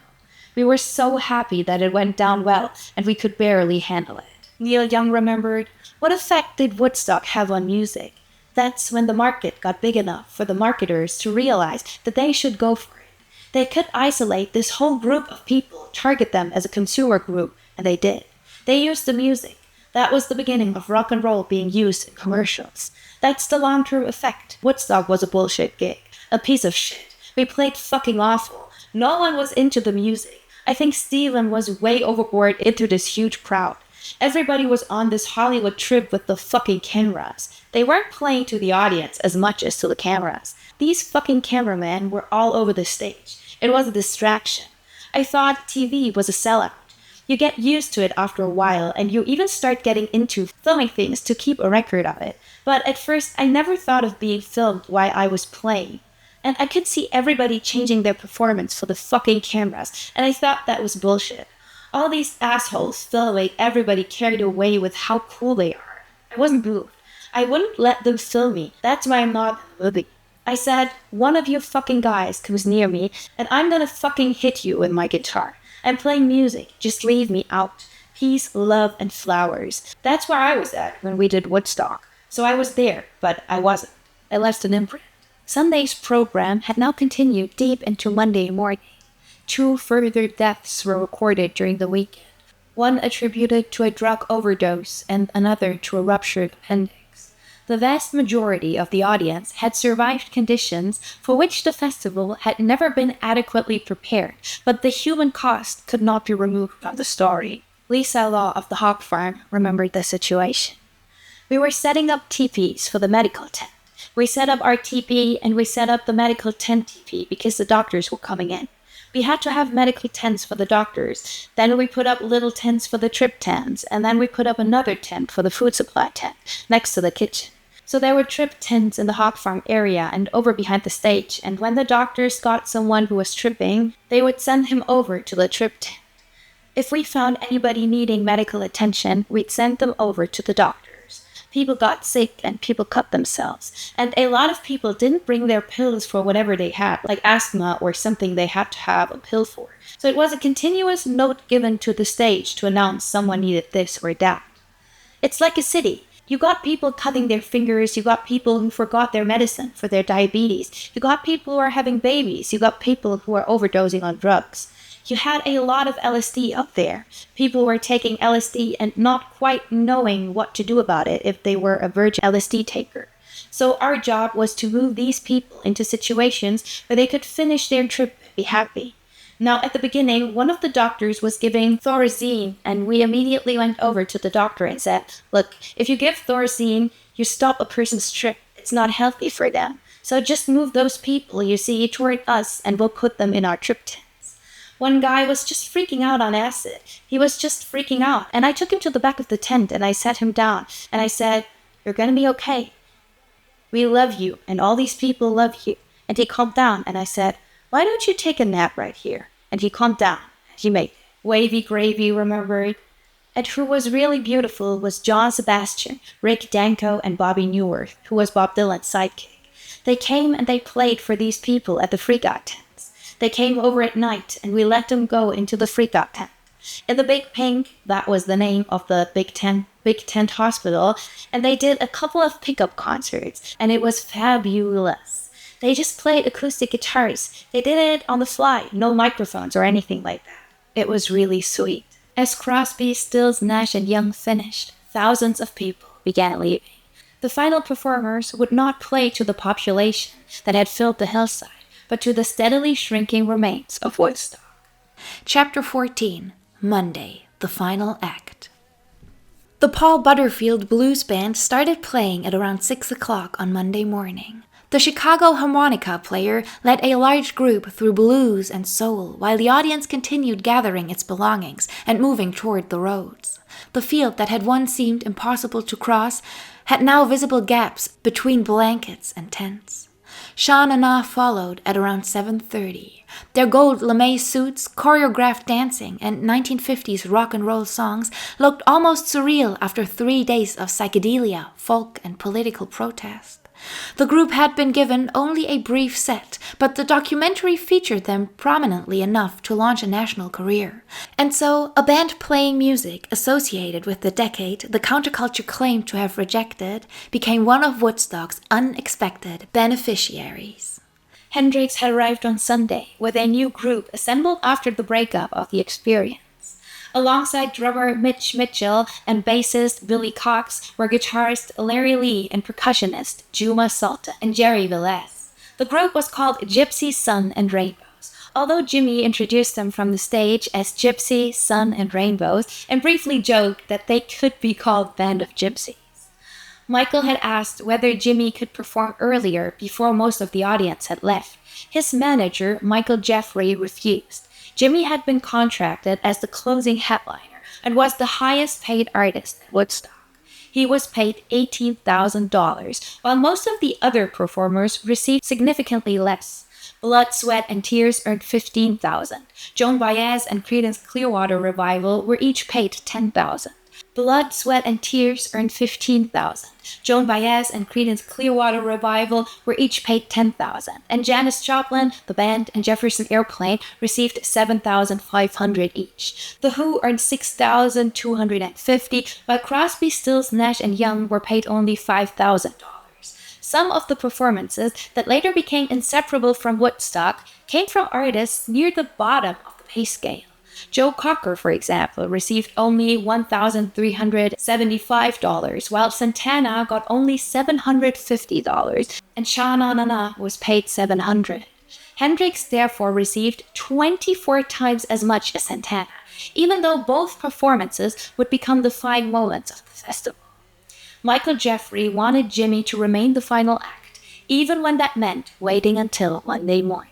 When Jimi walked onto the stage at approximately 8:30, only 40,000 people of almost 600,000 were left.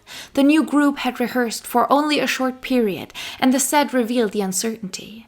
Songs lost their direction, musicians struggled to follow changes, and Hendrix repeatedly stopped to tune.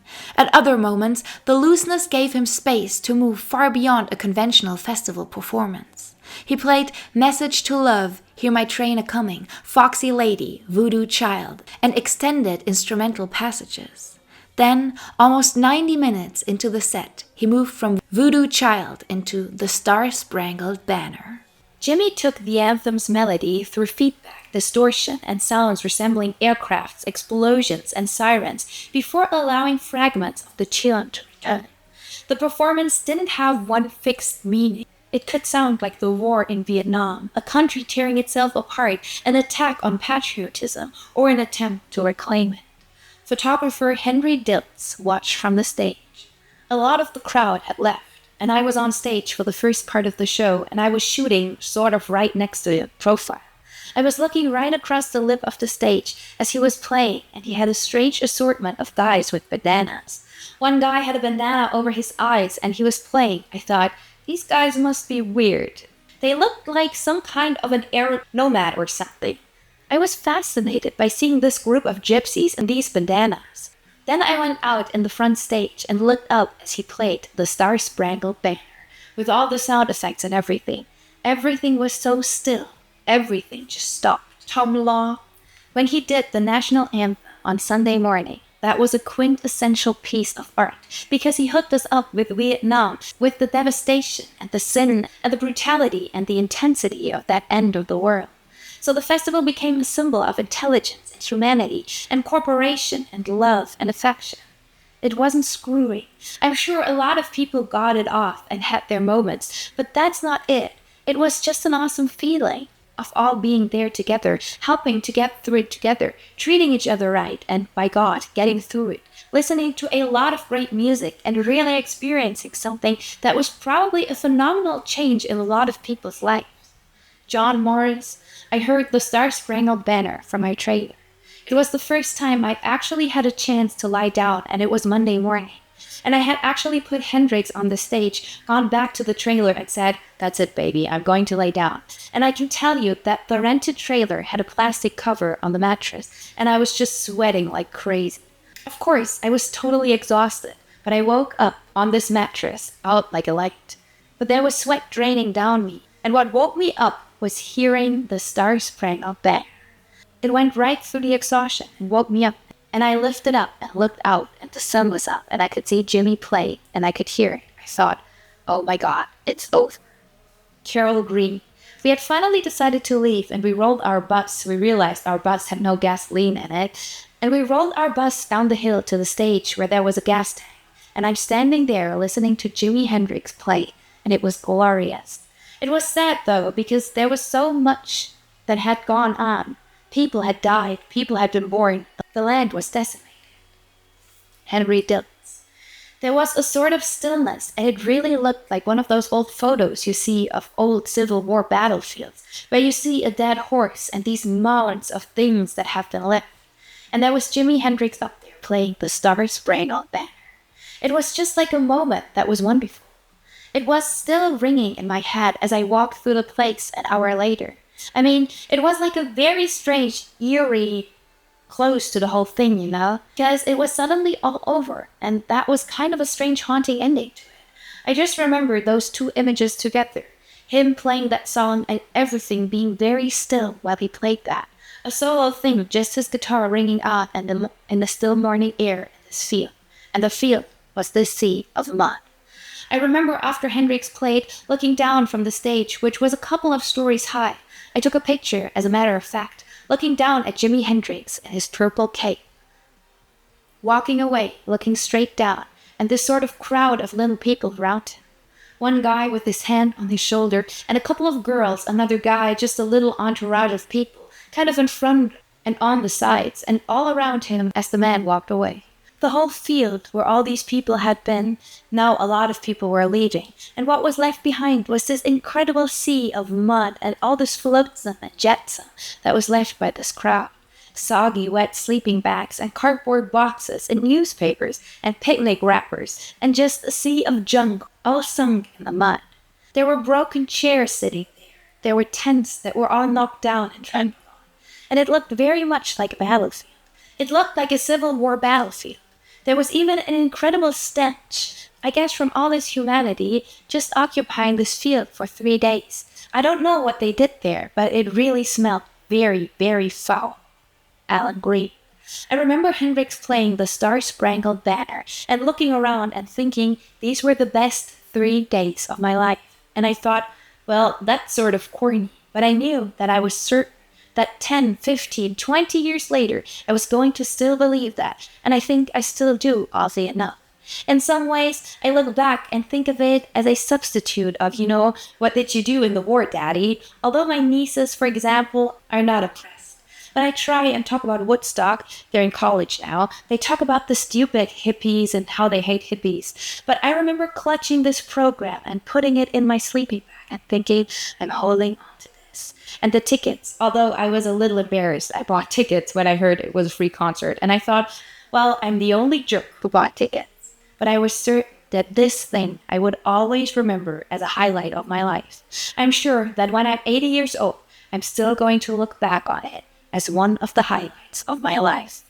The anthem lasted only a few minutes, but the film would place it at the emotional climax of Woodstock. Most people who had attended never heard it. Its later importance came from the camera, the recording, and the historical meaning attached to Jimi Hendrix after his death the following year. Hendrix continued with Purple Haze, the instrumental of Villanova Junction, and finally, Hey Joe.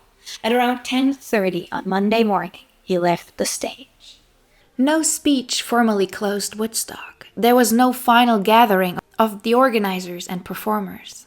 The last song ended, the remaining audience moved away, and the crews began dismantling the structures around them. For 3 days, the field had held one of the largest gatherings in American history. By Monday afternoon, it was returning to farmland. The festival was over, and the fight over what it had cost and who it now belonged to was beginning. Chapter 15, The Price of Woodstock. After Jimi Hendrix had finished, workers began separating rented equipment from the remains of the temporary city. The ground was covered with wet clothes, food containers, tents, bottles, and sleeping bags. Crew members, local volunteers, commune members, and Boy Scouts remained to clear the field, while next prepared claims for damaged crops, and neighboring landowners reported losses of their own. Not everything returned to its owner. Equipment disappeared during the confusion, while other items were deliberately given away. Members of the hog farm redirected medical supplies, machinery, and a printing press to community organizations, arguing that the festival had been built through shared labor and that the equipment should continue to serve people. Woodstock Ventures still had legal responsibilities for much of it. The workers presented another immediate problem. Many had been awake for days and did not know whether the company would ever pay them. Michael went to the production trailer and told staff to take only the amount they urgently needed from the available cash, while the company searched for more money. Neighbors were given forms to report property damage, and crews remained in Bethel for weeks cleaning the farm. The public response was already dividing. Newspapers praised the absence of mass violence and the cooperation between the audience, residents, and emergency workers. Others condemned the organizers for bringing hundreds of thousands of people onto a site with inadequate food, sanitation, and medical preparation. Max defended the young people at a press conference, describing them as respectful and sincere while placing much of the blame on the scale of the event rather than the behavior of the crowd. Michael did not remain at the site for long. Artie telephoned to say that he was needed at the Bank of North America in New York. When Michael arrived, he entered a room containing John Roberts, Joel Rosenman, their lawyers, and members of John's family. John and Joel had spent much of the weekend away from the stage, working from the telephone building and moving money between accounts so that checks would continue to be honored. The bank now wanted reassurance that Woodstock Ventures would repay its debts. John's family was being asked to guarantee more than $1 million, while the company's total deficit was eventually placed at approximately $1.4 million. Their experiences of the weekend had been very different from Michael's. Michael had watched the audience create the community he had always imagined. John and Joel had watched the company lose control of admission, revenue, and spending, while contractors continued demanding payment. Michael believed they had missed the meaning of Woodstock. John and Joel believed Michael and Artie had repeatedly withheld information and committed money without approval. John later explained the position that guided him through the crisis. John Roberts. I think I said this one memorable line to Al Aronowitz, the music writer for the New York Post. He interviewed me after the festival and wanted to know why we had done the things we had done if we were supposed to be the money man. It was clear we weren't the music man, but if we were supposed to be the business cats, why we had not declared bankruptcy, why we kept writing checks, why we had done all that stuff. And I said, I had heard from my father that you can lose your money many times, but you can only use your good name once. The dispute was not simply between idealism and greed. John and Joel had made the festival possible and were now personally connected to its debts. Michael and Artie had created much of its cultural identity, but had never accepted the level of financial control their partners expected. All four believed the others had misunderstood what Woodstock was supposed to become. The partners initially discussed finding new investment and preserving Woodstock Venture. Michael hoped the name could support future festivals, recordings, and international projects. John and Joel wanted the company stabilized before any further expansion. Their working relationship had deteriorated too far for either plan to proceed. Michael and Artie eventually sold their shares to John and Joel. According to Michael's account, they each received $31,750 and surrendered their rights to the Woodstock name. John and Joel retained the company, its remaining assets, and responsibility for the debt.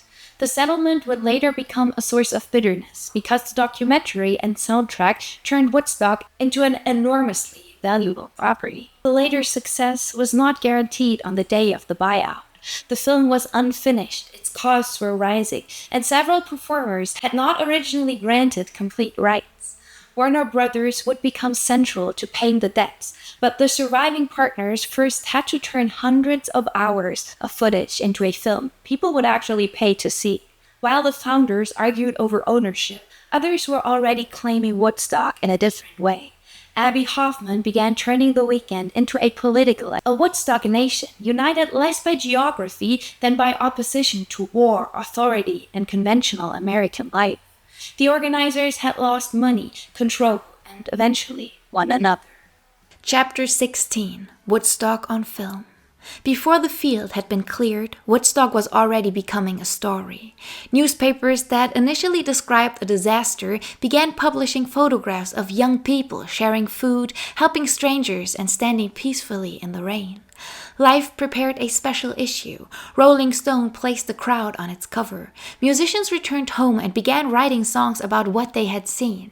But the version of Woodstock that reached the largest audience did not come from the newspapers or the people who had attended. It came from the film.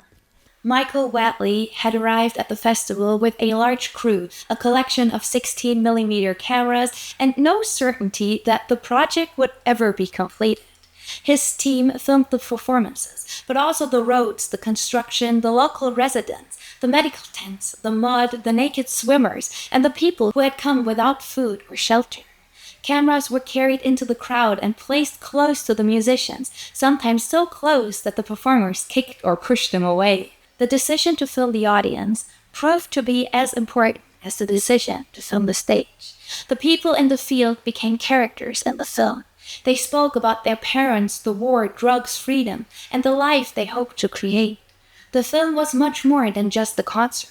It captured the feeling and utopia and the wishes and dreams of those who attended. After the festival, Whatley and his editors faced an enormous quantity of material. By the end of the weekend, the crew had accumulated approximately 120 hours, around 50 miles of film. Whatley later said he began filming the mud, the injuries, abandoned possessions, and exhausted people, quote, as if it were a war zone. He felt that the optimism of the 1960s was already ending and that the country was moving toward a darker period, and he felt that was important to be captured.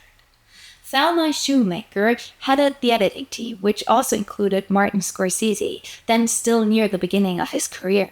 The film's famous split screens allowed them to show several images at once, a performer besides the crowd, the stage beside the weather, or multiple angles of the same song. The technique helped compress the scale of the material, while preserving the sense that many things were happening simultaneously. Editing also required choosing which Woodstock would survive. Richie Havens improvising Freedom, Santana performing Soul Sacrifice, Joe Cocker singing With a Little Help from My Friends, Sly and the Family Stone leading the crowd in I Want to Take You Higher, The Who playing As the Sun Rose, and Jimi Hendrix transforming the national anthem all became central parts of the film. Other performances disappeared. Creedence Clearwater Revival had been one of the most successful groups at the festival, but John Fogerty refused to approve the footage. The Grateful Dead considered their own performance disastrous. Janis Joplin was unhappy with hers. Blood, Sweat and Tears and the band, Bert Summer, Quill, and several others received little or no place in the original release. The result was not a neutral record of which artists had mattered most in the field. It was a new running order created in the editing room. Musicians who appeared prominently became inseparable from Woodstock. Others were gradually pushed to the edges of its history. Jimi Hendrix may be the clearest example. By the time he performed on Monday morning, most of the audience had already left. Only a fraction of people who had filled the hillside heard the Star-Spangled Banner in person. In the film, however, it became the festival's climax, the sound of the anthem breaking apart over images already associated with war, protest, and national division. The film gave it an audience larger than the one Jimi had faced on the farm. The business behind the documentary became equally important.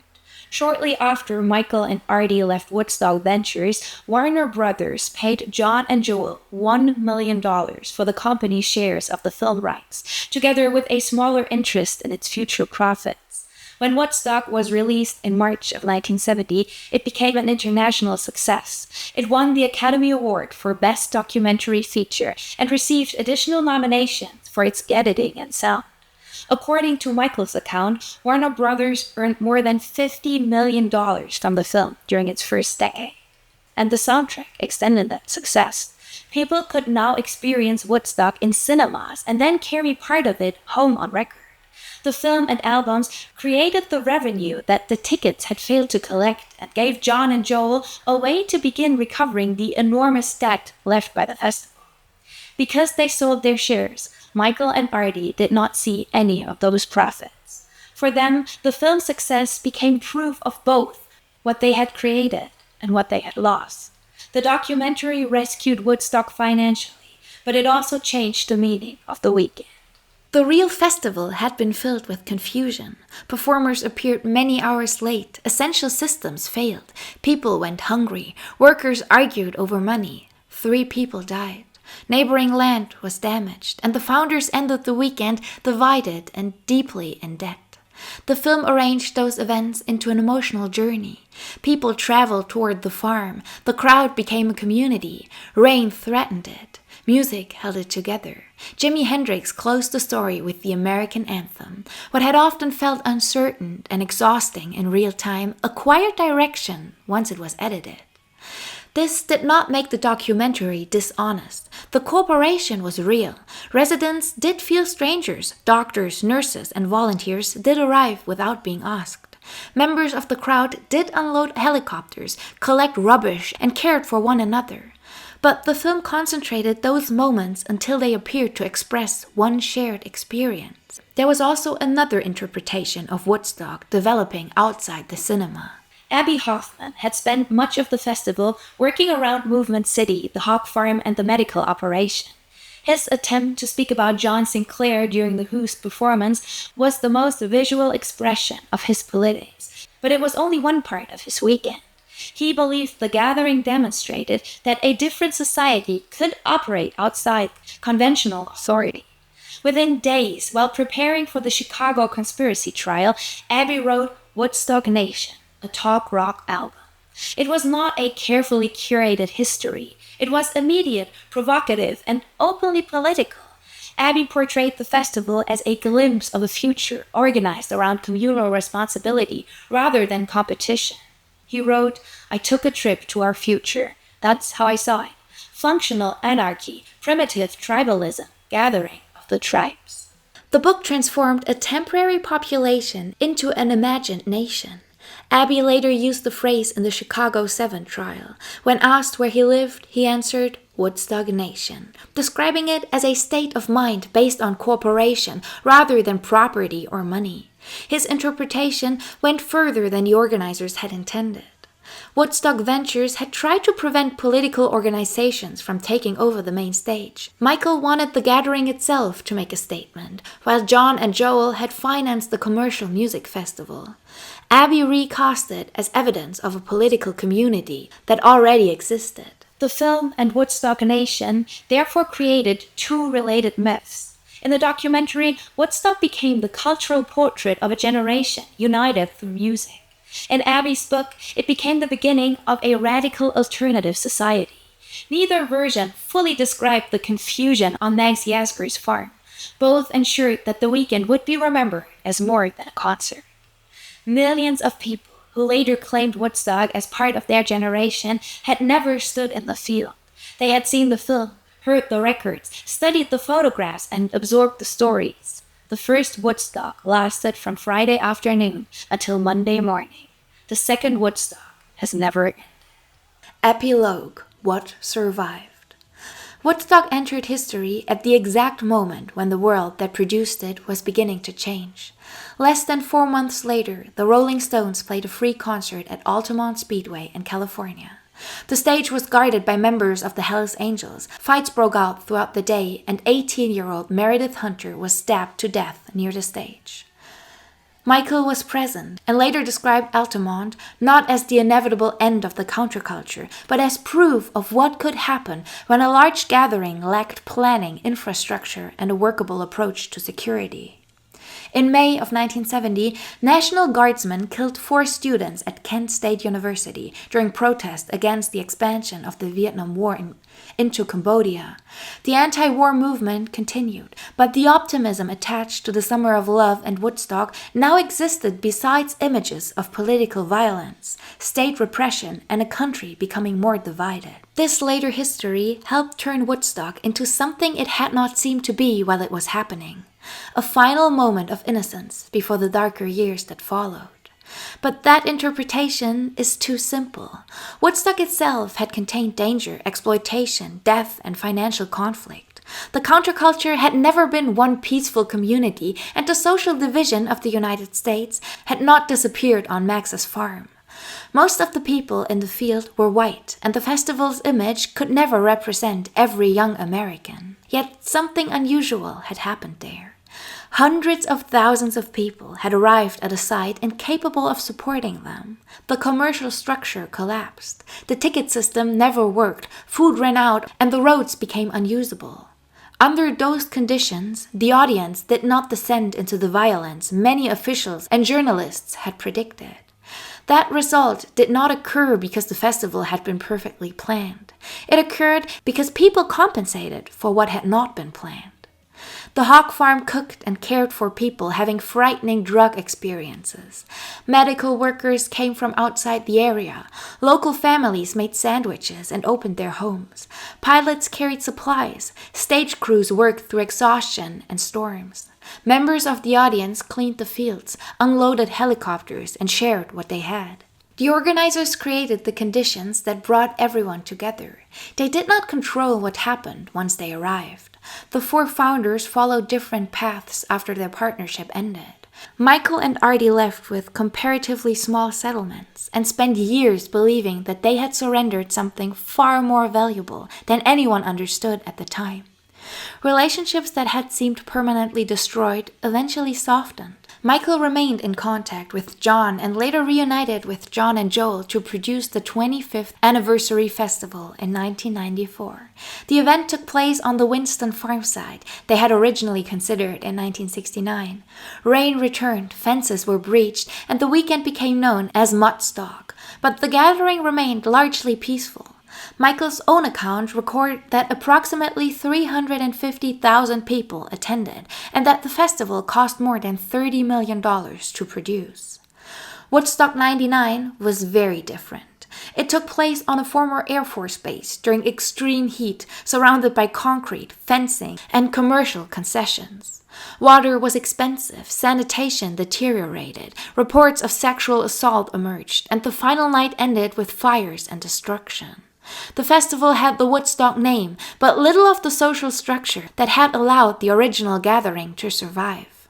The contrast exposed a central problem with every attempt to reproduce Woodstock. The original had not been created by its name, its logo, or even its performers. It had depended on one particular audience, one historical moment, and a chain of failures that forced people to decide how they would behave toward one another. Those conditions could not simply be booked again. Max Yasgur never hosted another festival. He sold his farm in 1971 and moved to Florida. He died of a heart attack in 1973 at only 53, less than 4 years after standing before the crowd and telling them that they had proven something to the world. For years, the field remained unused. Visitors came to see the slope where the audience had sat, and a monument was eventually placed near the original site. In 1998, the Gary Foundation acquired the historic land. Bethel Woods Center for the Arts opened there in 2006, followed by its museum in 2008. The property is now used for performances, exhibitions, education, and the preservation of memories from the people who attended and worked at the festival. The stage is gone. The towers, tents, kitchens, and medical centers disappeared long ago. The bowl of land remains, and so does the argument over what Woodstock meant. For some, it was a miracle, proof that hundreds of thousands of young people could live together peacefully when the rest of the country expected violence. For others, it was an organizational failure, rescued by unpaid labor, local generosity, and luck. For the founders, it was both an artistic triumph and a business catastrophe. For Abby Hoffman, it was the temporary capital of a nation that existed wherever people rejected competition and conventional authority. For Warner Brothers, it became a profitable film, soundtrack, and cultural property. All of those versions contain part of the truth. Woodstock began as an ambitious commercial festival. Its organizers advertised tickets, negotiated contracts, and hoped to make money. It did not begin as a free gathering or as a fully formed political experiment. It became those things because the original plan failed. The fences could not contain the audience. The roads could not carry it. The kitchens could not feed it. The medical and sanitation systems could not fully support it. By the time Richie Havens walked onto the stage, Woodstock Ventures was no longer running a conventional festival. What followed depended upon thousands of individual choices. People could hoard food or share it. Residents could close their doors or offer water. Doctors could remain at home or fly into a field filled with strangers. The audience could respond to discomfort with anger or cooperation. But enough people choose cooperation to change the outcome. The mythology that followed removed much of the uncertainty. It made the music more perfect, the politics more unified, and the audience more innocent than they had truly been. But the myth endured because it was built around something that had actually happened. For one weekend, during one of the most divided periods in modern American history, a temporary city formed in a field. It was overcrowded, unfinished, muddy, and often dangerous. It survived because the people inside it repeatedly did work that no organizer, contract, or government agency had prepared them to do. Woodstock was not proof that an entire generation had discovered how to build a new society.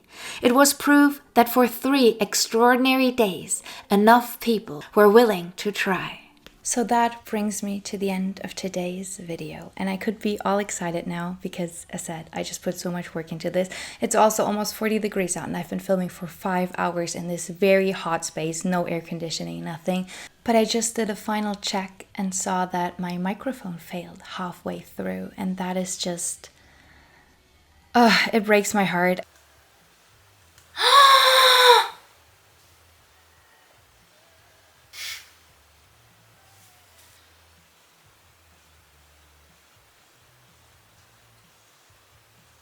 I hope I can salvage the audio through the camera. I have backup audio, always recording, but I don't know. I usually test with every single clip that I take because it's a million clips because my camera overheats every 15 minutes. It's a whole idea to film. I need a better setup, I know.